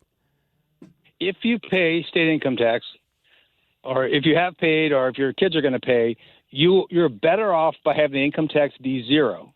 And even if you went from a 5% income tax to a 5% additional sales tax, you're still better off. The opposition to this, it's the 40% of Missourians that don't pay income tax.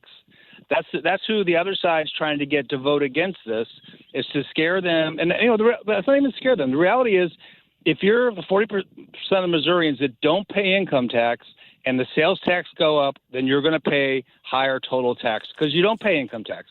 But I would venture to say, again, that your listening audience pays income tax.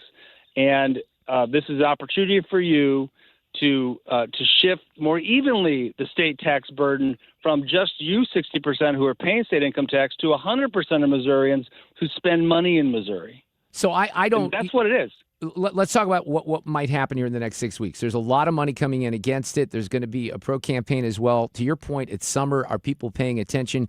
I don't even watch. A lot of us don't watch local news and things like that. I know we're going to get some ad buys here on 97.1 FM Talk. We have already, but I just wonder how much energy there will be on the pro side here, because the con side, they're raring and going, and because they're lying about so many of these things, that's what frustrates me. They say these things declarative, like it's baked in that this will happen, and you're gonna, like one person on Facebook, and I said, come on, just use your brain. That on a real estate transaction, they were offering an example, you're gonna pay $45,000 more. No, you're not, because that's insane and no one would ever accept that or approve that. So stop spreading lies. At least use a little tiny part of your brain to think through the common sense aspects of this. But John, people aren't willing to do that. They're, this is terrible. It gives the Republicans more power. It's a power grab. It's a tax shift. It's all these other things. And that's the stuff I feel that's resonating right now, unfortunately. So in the city of Missouri, in the city of St. Louis and the county of St. Louis, is 1.3 million Missourians. It's the highest income taxpayers in all the state live in this listening audience right here. And the truth of the matter is, if income tax goes to zero, they will all benefit. Your listening audience, which is the 1.3 in St. Louis City, St. Louis County, is overwhelmingly Democratic. 65 to 70% of St. Louis City and County are Democrats who are towing this line that this is a horrible thing. And the fact of the matter is that they're the people who are paying the majority of income taxes in the state. And so this idea that somehow your listening audience and St. Louisans would be paying more total taxes it's farcical. And the reality is that I would say, maybe when this is all said and done, I don't know. It's nice of you to have me on to talk about this and other people on to talk about it. I'd like to see the governor talk about it for the last year or so. That's how important this is. This is the one thing. We have all these things where, if we just build a football stadium or just build a new highway and the trajectory of the state will change dramatically. The trajectory of the state's economy will be altered forever if we eliminate the income tax to the good. And so with 6 weeks to go, I'm just banking that the people that listen to you, day in, day out, are income taxpayers. Talk to people around you and make sure they understand just how important this is. And it won't happen overnight. This income tax won't go away overnight. It's going to be phased out. It's a phase out, right? Yeah. But for the rest of their tax-paying years and their children's tax-paying years and their grandchildren's tax-paying years, it'll make a huge difference. Again, I kind of think of that movie in Goodfellas where it's like, remember that's F you, pay me? That's kind of how the state runs. It's like, you're working an overtime shift. You got an extra pay. Or you got a bonus. Well, after you pay me my 5%, I need the state demands. Of course, that they 5% confiscate more money. Regardless. Yeah, I know. That's why I don't see. I don't see why people can't look at it from that perspective. I really don't. But again, part of it is because the legislature did this a little bit, backwards, and that allows the opponents to paint a picture that is uncertain. And I have this terrible feeling that one is the message that's resonating. And then, you mentioned the governor. Look, if this goes down, that's a major defeat for Governor Kehoe. What happens then? Mike will just come right back. Like the thing about Mike is that he's not afraid to lose, to take some lumps, to lose. And I think he'll just come right back. I think it'll be some other version will be right back on the ballot, or they'll start the process in the legislature. But nonetheless, this is going to take a long time to phase in. It's so important that the phase-in process begins January of 27 as when they get to work on it, if not sooner. And if we get the yes vote in 6 weeks, then I think that we could see some significant tax changes within the end of this decade for sure. And like I said, this is a long-term fix. And all the other things we try to do in Jeff City to fix our economy are nothing compared to this. This is all those things to the 10th power. Yeah, it's bold. I agree with that. And that's one of the reasons I've supported it from the beginning. John, thank you so much. We'll talk soon. Thanks, Jeff. All right, we'll see you. Traffic from the 97.1 FM Talk Traffic Center. Watch out for an accident. And this is southbound 141, just a little bit south of 64.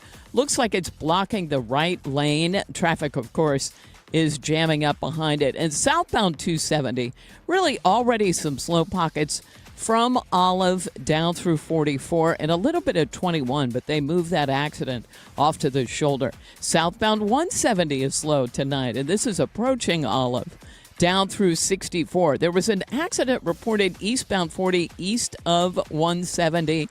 So that's affecting baseball traffic. A little bit slow there behind it. In fact, it goes back through Lindbergh.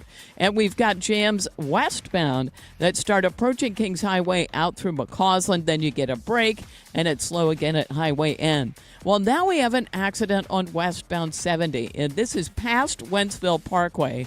Let me see how close it is to David Hochul Parkway. It's just before that, and we've got a parking lot jam behind it. Also a slow go on the Illinois side, northbound 255 north of 5570. and a slow go, 64 eastbound at 255. This report brought to you by Lakeside Renovation and Design. For over 25 years, they've been St. Louis's trusted choice for transforming homes inside and out. They do everything from siding to bathrooms with quality craftsmanship. Visit lakesiderd.com today. I'm Sue Thomas. That's Traffic 97.1 FM Talk, St. Louis Conservative. So I took a trip last week to see my family in Chicago. Not my ideal vacation spot, but that was family-oriented. But I want to tell you about Innsbruck because this is a great opportunity. Look, prices are high, right? Let's look at something that's close to St. Louis, or maybe you can do a staycation, and they have awesome resources and opportunities out at Innsbruck, which is just an hour from St. Louis. If you go on the website, and I'll give that to you in a moment, you can browse the vacation rental homes. They're beautiful. We get a dog-friendly property, and you go out there, and you just have a blast. There's hiking trails and fishing, and they do a lot at the 4th of July out there. So a ton of amenities, golf course, which, by the way, is public. You can still play out there if you're not staying at Innsbruck. But the whole lifestyle, Innsbruck life, as they call, is amazing. Golf, stables, nature trails, and just really, really beautiful scenery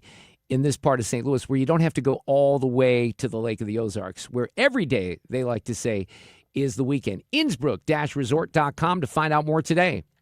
Zero Res wants to help you clean your home. Big summer savings right now. 3 rooms clean starting at $129. Plus, take $100 off your air duct cleaning. Visit ZeroResSTL.com and ask for the 97.1 special. Hi, Sandy. What's that? I'm reading up on this Amendment 4 on the August ballot. What's 4? Amendment 4 absurdly creates a new un-American minority veto power, but only for ballot issues that we citizens put on the ballot. Don't they say it'll protect conservative ideas? Truth gets in the way of their story. Amendment 4 would mean as few as 5% of the most liberal statewide voters in one congressional district could veto any good conservative idea or reform, even when a big majority supports it. That does sound un-American. How did that get on the ballot? The politicians put it there, and it would empower a small minority of liberals. They could stop funding for police, stop tax cuts, or any other common sense conservative policy we support. Only 5%? One district? That would make it nearly impossible to pass needed reforms or rein in politicians. Yep, Amendment 4 is a misguided power grab by politicians. I'm voting no on Amendment 4. Right. I'm not giving up my constitutional rights. It's a hard no on 4. Paid for by Missourians for Fair Governance. With summer here and the kids home full-time, your garage door will see a lot more use. Do it a favor with annual maintenance from Overhead Door Company of St. Louis. The 26-point tune-up is one price for up to 3 garage doors and openers. Get them all done. Trusted in St. Louis for 100 years. Always look for the genuine, the original red ribbon of Overhead Door Company of St. Louis. Since 1926, they're never going to steer you wrong. Schedule online at overheaddoorsstlouis.com. Tony LaRussa here. Men, are you running out of stamina rounding third base? If so, call my friends at Victory Men's Health in O'Fallon, Illinois. Scoring at home is important, just as important as crossing the plate with the winning run. VictoryMen'sHealth.com. The Mark Reardon Show is St. Louis conservative.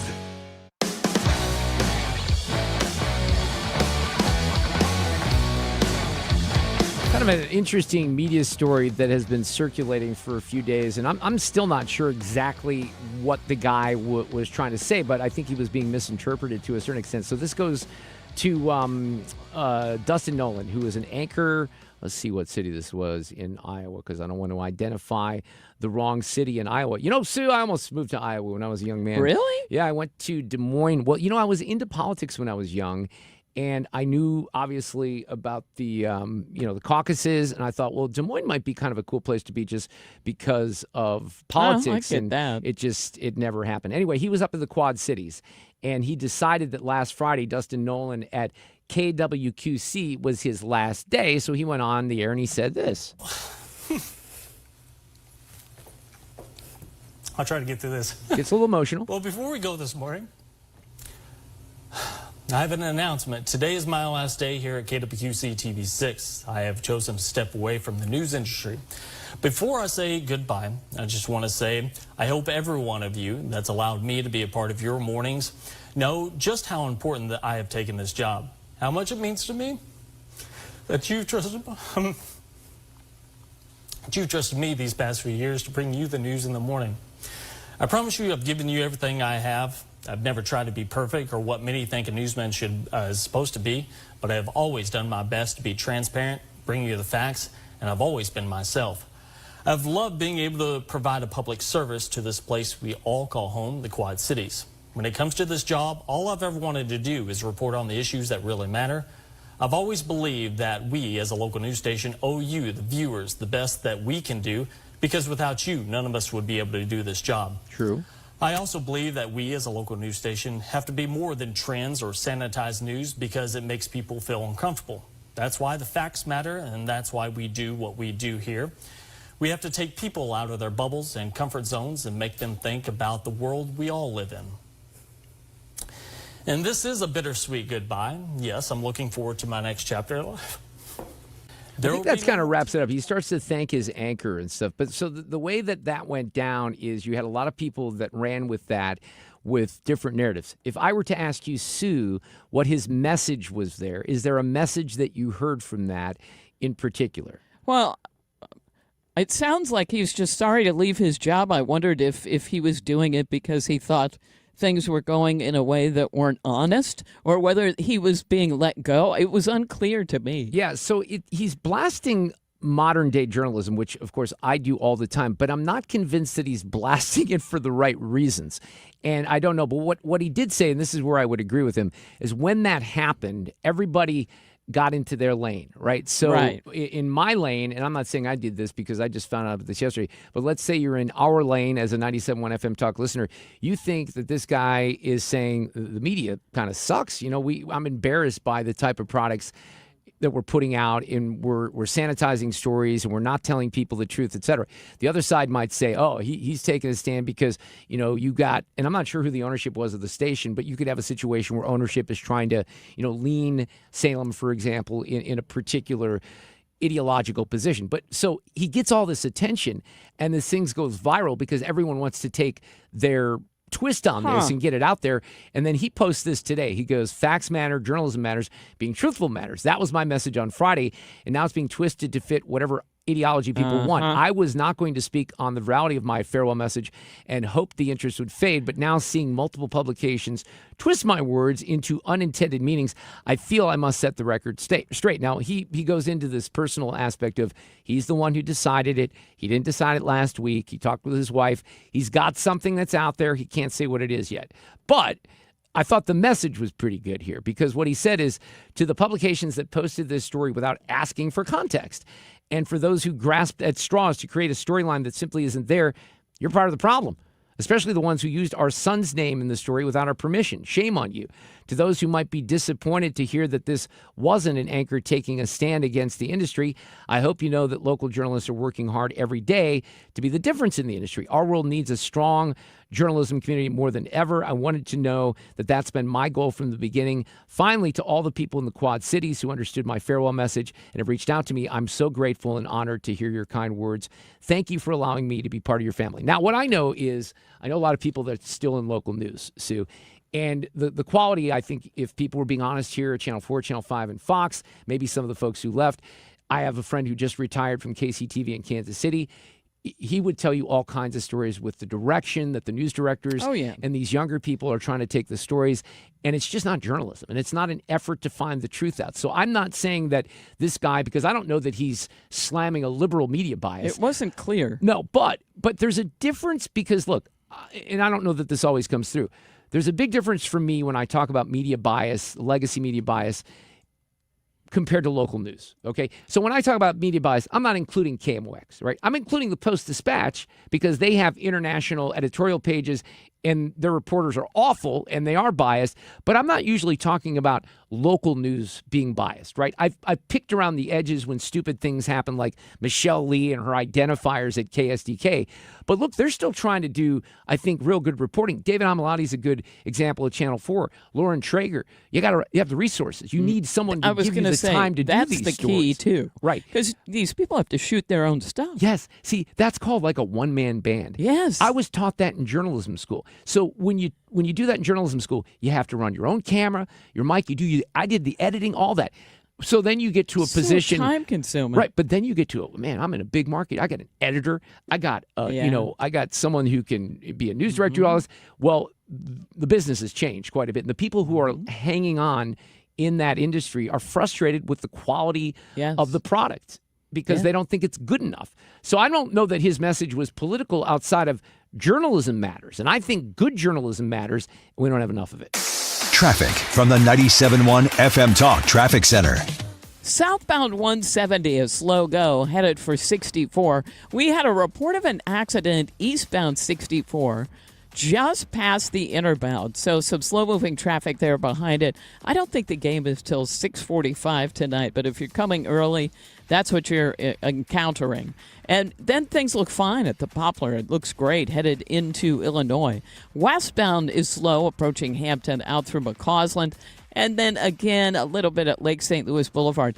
Now, 70 westbound is fine out of downtown. Looks like they cleared the accident near David Hochul Parkway, but there's still a jam kind of unwinding in that area. Southbound 270, moderate volume in pockets as you head on down toward Gravois. And that accident southbound 141, just north of 64, still an issue. Also a jam eastbound 64 at 255 on the Illinois side. This report is brought to you by Barron Mirror Glass and Door. We would like to congratulate Barron Mirror Glass and Door on their 50-year anniversary. You do not stay in business that long by supplying quality products. You don't stay in business that long by not supplying quality products and outstanding service. The key is their experienced staff. So contact them today and let them show you why 50 years is just a start. I'm Sue Thomas with Traffic, 97.1 FM Talk, St. Louis Conservative. I'm Bill Hemmer, and these are the most impactful moments in American history. The 19th century marked a period of rapid industrial advancements in the country. Communication, on the other hand, was still moving at a snail's pace. The telegraph was still a new and developing technology, leaving most Americans to rely on physical means to send a message, trains, ships, and the good old Pony Express. But in 1851, everything changed with the foundation of a small telegraph company in Rochester, New York, and that would later become known as Western Union. Western Union developed a vast telegraph network across states. Within a decade of its birth, Western Union completed the first transcontinental telegraph. But it didn't stop there. Western Union would also develop the stock ticker and even the first wire money transfer. America 250 on 97.1 FM Talk. Sponsored by Paramount Men's Medical Center. Hi, I'm Bob Kershaw with Retirement Advisory Group. Hi, I'm Tammy Kershaw. When we meet our clients for the first time, they have built up a lifetime of savings. Their question is, what can we do with this money so we can live comfortably the rest of our lives? First, we develop a strategy to protect your nest egg from any market losses. Then, we build your own personalized structured income plan that will generate you an income the rest of your life. We put you in control of your money. You've earned it, and it's our job to make sure you enjoy it. Let our team show you how you can have the retirement of your dreams. Call us now at 314-993-9494 for a no-cost, no-obligation retirement review. You will also get a copy of our latest edition book, Your Key to a Worry-Free Retirement. We've been helping retirees and pre-retirees retire with confidence for 40 years. Call us now at 314-993-9494 or go online at retirementkey.com. That's retirementkey.com. License number GL250000615. Hey, Dad, what causes drains to clog? Grease, hair, soap scum, and tree roots. Tree roots? This town has old pipes and big trees. They find each other. They grow inside pipes? They bust into pipes. Whoa. Once they're in, the water stops flowing. Can we fix it? The big green grasser machine can fix any clog. Green is always grasser at grasserhomeservices.com. Looking for a smarter, safer way to invest? For a limited time, lock in a great rate with Together Credit Union's 11-month CD special. From day one, your return on investment is guaranteed. No market swings, no surprises. Just a competitive, fixed rate that steadily grows your deposit. Make your money work harder with a financial partner that puts you first. Visit a Together Credit Union branch near you or go online to togethercu.org to learn more. Together Credit Union, federally insured by NCUA. It's time for a $98 AC tune-up. And this portion of the show is sponsored by Jerry Kelly, heating, air conditioning, electrical, and plumbing. Happy birthday, America, in 2026. Get used to hearing the word semi-quincentennial. America 250 on 97.1 FM Talk. Sponsored by Paramount Men's Medical Center. We had Ilya Shapiro on in the 3 o'clock hour, and he was just about to head to I think he was in the stadium. He's in Philadelphia for the France-Iraq game, and that's actually in halftime right now, and they have a weather delay. It was just pouring rain on the players and the spectators, but usually I think if it's, thunder and lightning, they have to call it on that. So they're in a bit of a weather delay, and we'll keep you posted on that. I have an audio cut of the day coming up here in just a few minutes. Art Laffer will be here tomorrow. He of the Laffer Curve, a great American economist, and I've been friends with Art for a long, long time. Batya Ungar-Sargon, one of my favorite Reformed liberals, will be here tomorrow in the 5 o'clock hour. And, of course, it's Tuesday. I feel like I missed so much because it was Tech Talk Tuesday last week. And, by the way, Sue, I've done a little bit more of my AI homework. I've been using Gemini quite a bit and I got some, I need a second class with George at Throttlehead to take the next steps for some show prep stuff because I'm trying to get Gemini to gather stories every morning for me and email and all this other stuff. That's advanced. I've taken a few steps. I also did it to ask questions about integration of a new kitten since I have one of those. Yeah, and it was helpful. It actually was pretty Yeah. helpful. I'm actually listening to a lot of it for once. We've always kind of pushed the integration with the other animals. And this is a little kitten that's very young. We're going to be very careful because it's just a baby. Yeah, he's just a baby. So anyway, we're going to take good care of him. And you can always follow me at Mark Talk on Instagram. On the Instagram stories is where I post a lot of pictures. And it's usually not political on the Instagram. In fact, it's never political on the Instagram. And can I call it the Instagram? Because it's kind of what my mom calls it, the Instagram. I think she says the Instantgram, if you will. So in 6 weeks, we have an election that's going to go on here. It's a primary election, and people are going to start voting in this relatively quickly. Rick Stream is here. He is the Republican elections director for St. Louis County. He has been with us for a long time as well, ran for county executive. Rick, good afternoon. How are you? Welcome back to the show. Thanks, Mark. I'm doing great, and thanks for having me on. And I got a shout out to Sue. She and I are long time friends. That's true. That is awesome. Look, one of the reasons that we were wanting you to come on here is every time we have an election, you need volunteers, right? You need election judges for August and for November. So let's talk about that first and foremost. Sure. If people can volunteer, what should they do, and how desperate need are you right now? Well, first of all, let me correct you. They're not volunteers. We pay these people to work at the polls. That's important, right? That's right. They're called election judges, state law, and we need an equal number of Republicans and Democrats at every polling place. So we're always in a shorter supply of Republicans at every election, and for this August and November, we're going to need more Republicans. So that's what I'm calling you for, and it's a simple way to sign up to be an election judge. They can call this number, 314-615-1865, or go online to our website, which is St. Louis County votes.gov, and that'll get them to our website. They can click on the election judge application button, and that'll get them into the system. But we do pay them. It's about $300 per day. That includes the training that they have to do ahead of time. It's a long day. They have to be at the polling place at 5 a.m. The voting goes from 6 a.m. to 7 p.m., and then there's an hour of basically shutting down all the equipment and putting it back in the cages to be locked up. So, but we do pay them, and so we definitely need Republican poll workers. Why is there a particular reason why Republican poll workers are more challenging to get than Democrat poll workers? Well, as you would know, and I certainly know from running countywide in this county 12 years ago, there are more Democrats in the county than Republicans. So it's a challenge, but we usually do meet the goal. But I've come on your show and other shows to beg, borrow, and cajole people to come out and support it. So it's just a matter of people need to realize this.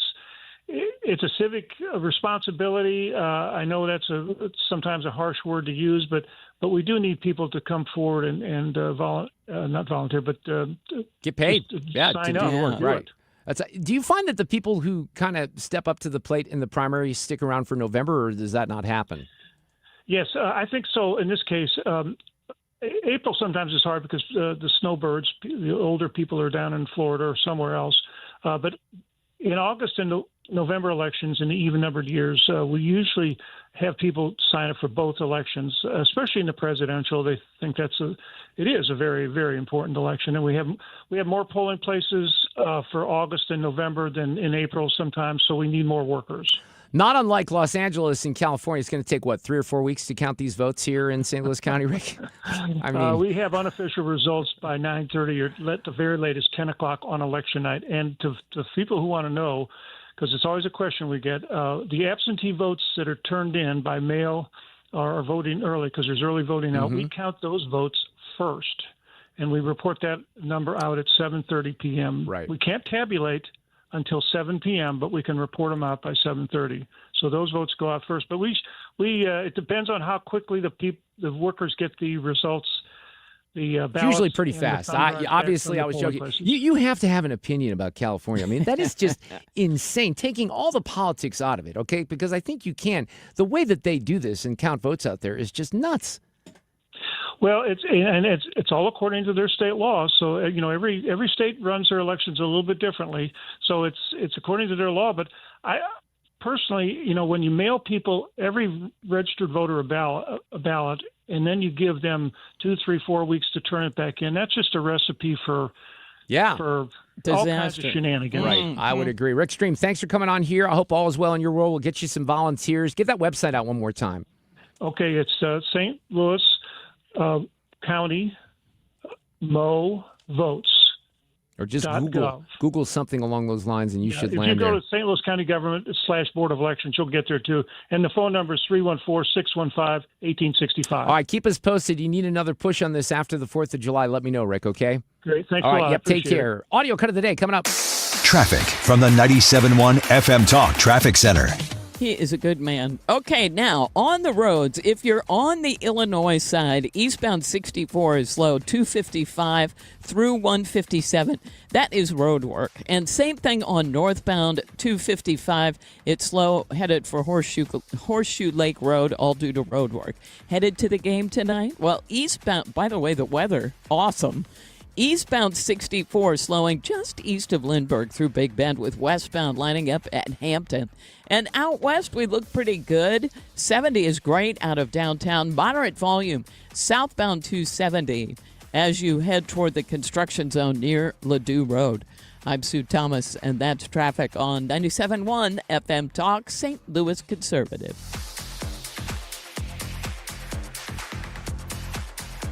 Never miss a beat. Take 97.1 FM Talk with you. The voices you trust, Mark Cox, Annie Fry, Mark Reardon, Scott Jennings, and more are just a tap away with the Odyssey app. Stream 97.1 FM Talk, St. Louis Conservative. It's time for a $98 AC tune-up. Honey, I found the one. Oh, I thought I was the one. Oh, you are, but this one's certified, background check, shows up on time, and can install all the ceiling fans. Heating, cooling, electrical, and plumbing. Trusted pros who do it right.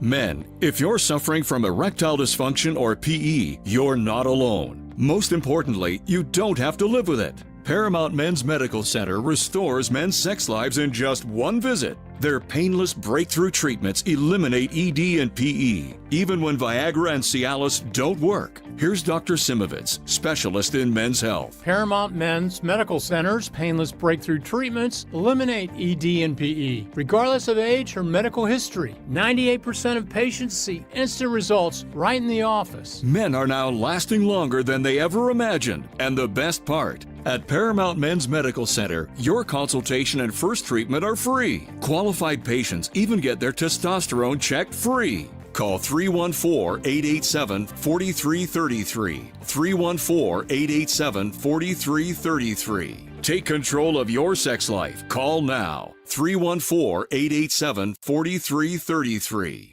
Bringing a data center online takes more than equipment. It takes precision. Graybar helps customers predict, stage, schedule, deliver, and verify every step of the build with critical products that are available now. From networking and wireless to critical power and testing tools, our teams help you reduce downtime risk and keep projects on track.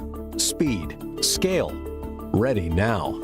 Yep, Graybar does that. For the last 33 years, you've discovered that at Banner Construction, we pride ourselves on quality craftsmanship. We believe the single most important decision homeowners must make when considering an exterior restoration project is who do you hire. At Banner, we provide well-engineered, meaningful, long-term solutions to transform your home into the pride of the neighborhood. Let us help you fall in love with your home all over again. Call or visit bannerconstruction.com and have a banner day.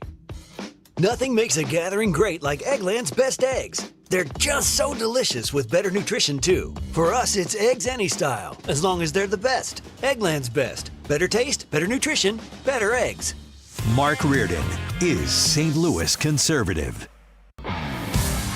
All right, I have audio cut of the day coming up here, and then on tomorrow's show, big show, Art Laffer, economist, Hall of Fame economist. He of the Laffer Curve will be here. Bachangar Sargon at 5 o'clock, and then it's Tech Talk Tuesday with George Rosenthal. During the break, Sue was telling me is there a little bit of breaking Nancy Guthrie news? Well, yeah, CBS News is saying this, but it's on Facebook of all things. Here's what it says.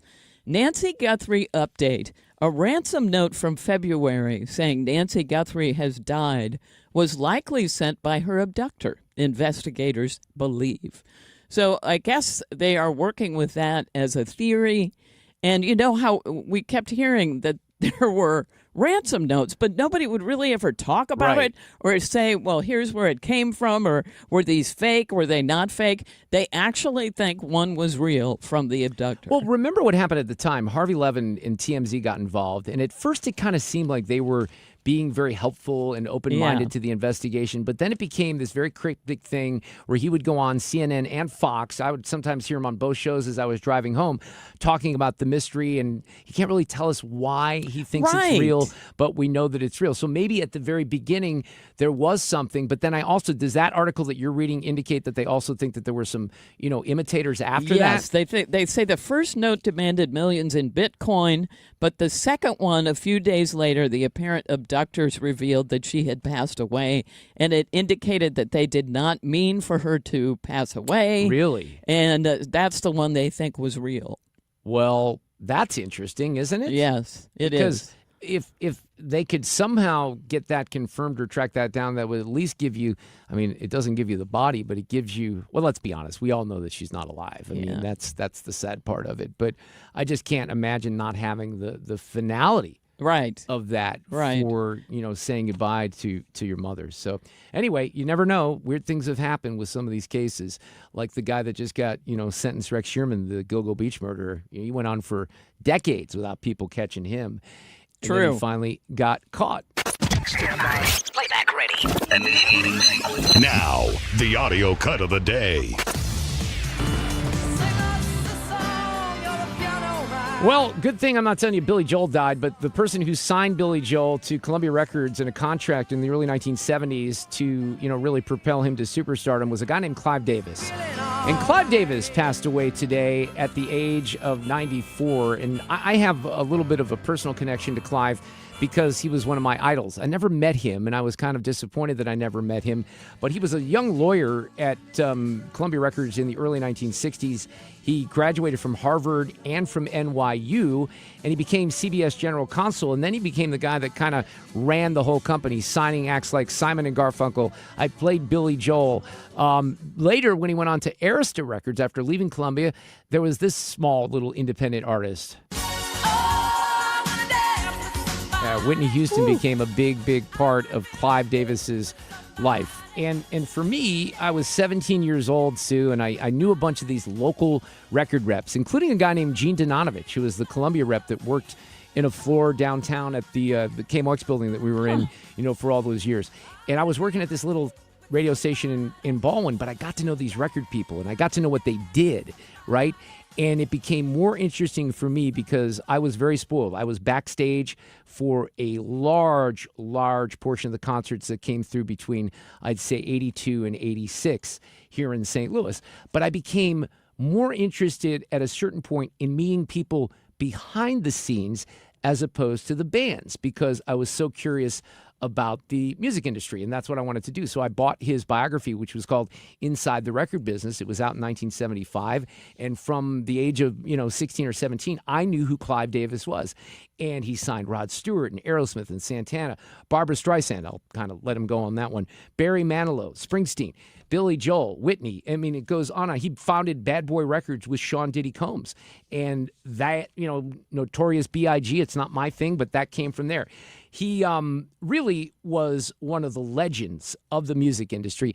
And I like this. I'm sure there's going to be sound bites that kind of, appear in the aftermath of Clive's death. And most of you out there probably don't even know who he is. But this is what Alicia Keys said about Clive Davis. And I played this for Tim Sommer earlier. I really like it. It doesn't feel like yesterday, but it does feel like yesterday. And I remember he said to me, "So, what do you want to do?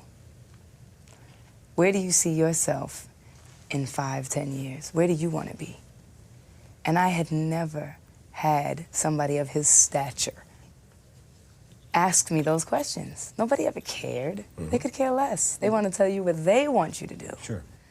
And when he asked me that, I knew that it was different than anything else. And it was. Her debut album sold 10 million copies and won her 5 Grammys. Yeah, that was Mike Wallace, because he did a 60-minute story about Alicia Keys, who was very impacted by Clive Davis. It's very, very difficult for me to come up with a bigger name that influenced the music industry than Clive Davis. Quincy Jones would be up there, certainly. I mentioned Walter Yetnikoff earlier. There's some big names, but, I mean, there's really not a lot bigger than Clive Davis and the imprint that he made for decades. I mean, it wasn't like he was just at Columbia in the early 1970s, and he was there in the 60s as a lawyer.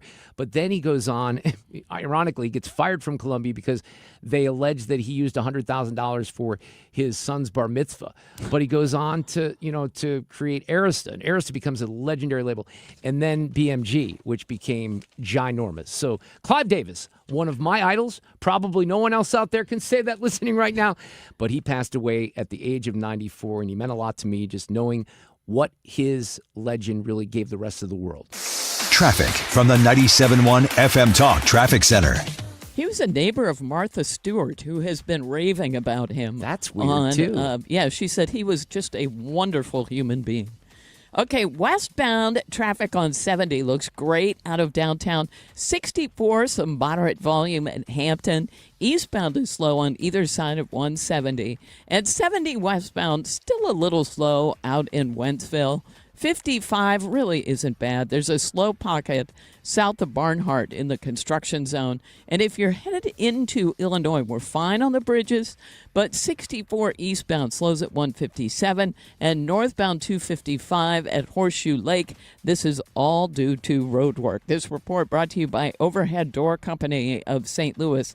Contact them for their 26-point tune-up. One price for up to 3 garage doors and openers. Always look for the genuine, the original red ribbon. Schedule online, overheaddoorstlewis.com. I'm Sue Thomas, and that's Traffic. 97.1 FM Talk, St. Louis Conservative. Okay, just one more plug for my Instagram handle at Mark Talk if you want to see cute kitten pictures and be put in a good mood because I'm posting them on stories. They are cute. We may have settled on a name, Smokey. So we'll see. What's the whole one? Well, it's Smoky Thunder Waffles Reardon, combining a few names. Hey, I don't know if some of you listening right now were at the seminar last week. We did another. This was the 3rd of the year with the Retirement Advisor Group. It's Thomas Helbig, his nephew, Bob Kershaw, Bob's wife, Tammy.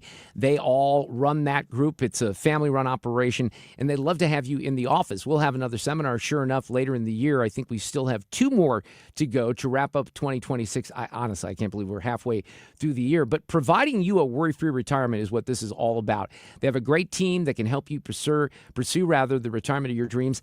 Well, how do you do it? If we don't have a seminar, you go right in one-on-one. And if you click the register tab right now on their website, that's so easy. You can register, go one-on-one to the office. They'll give you a copy of their latest edition book, Your Key to a Worry-Free Retirement.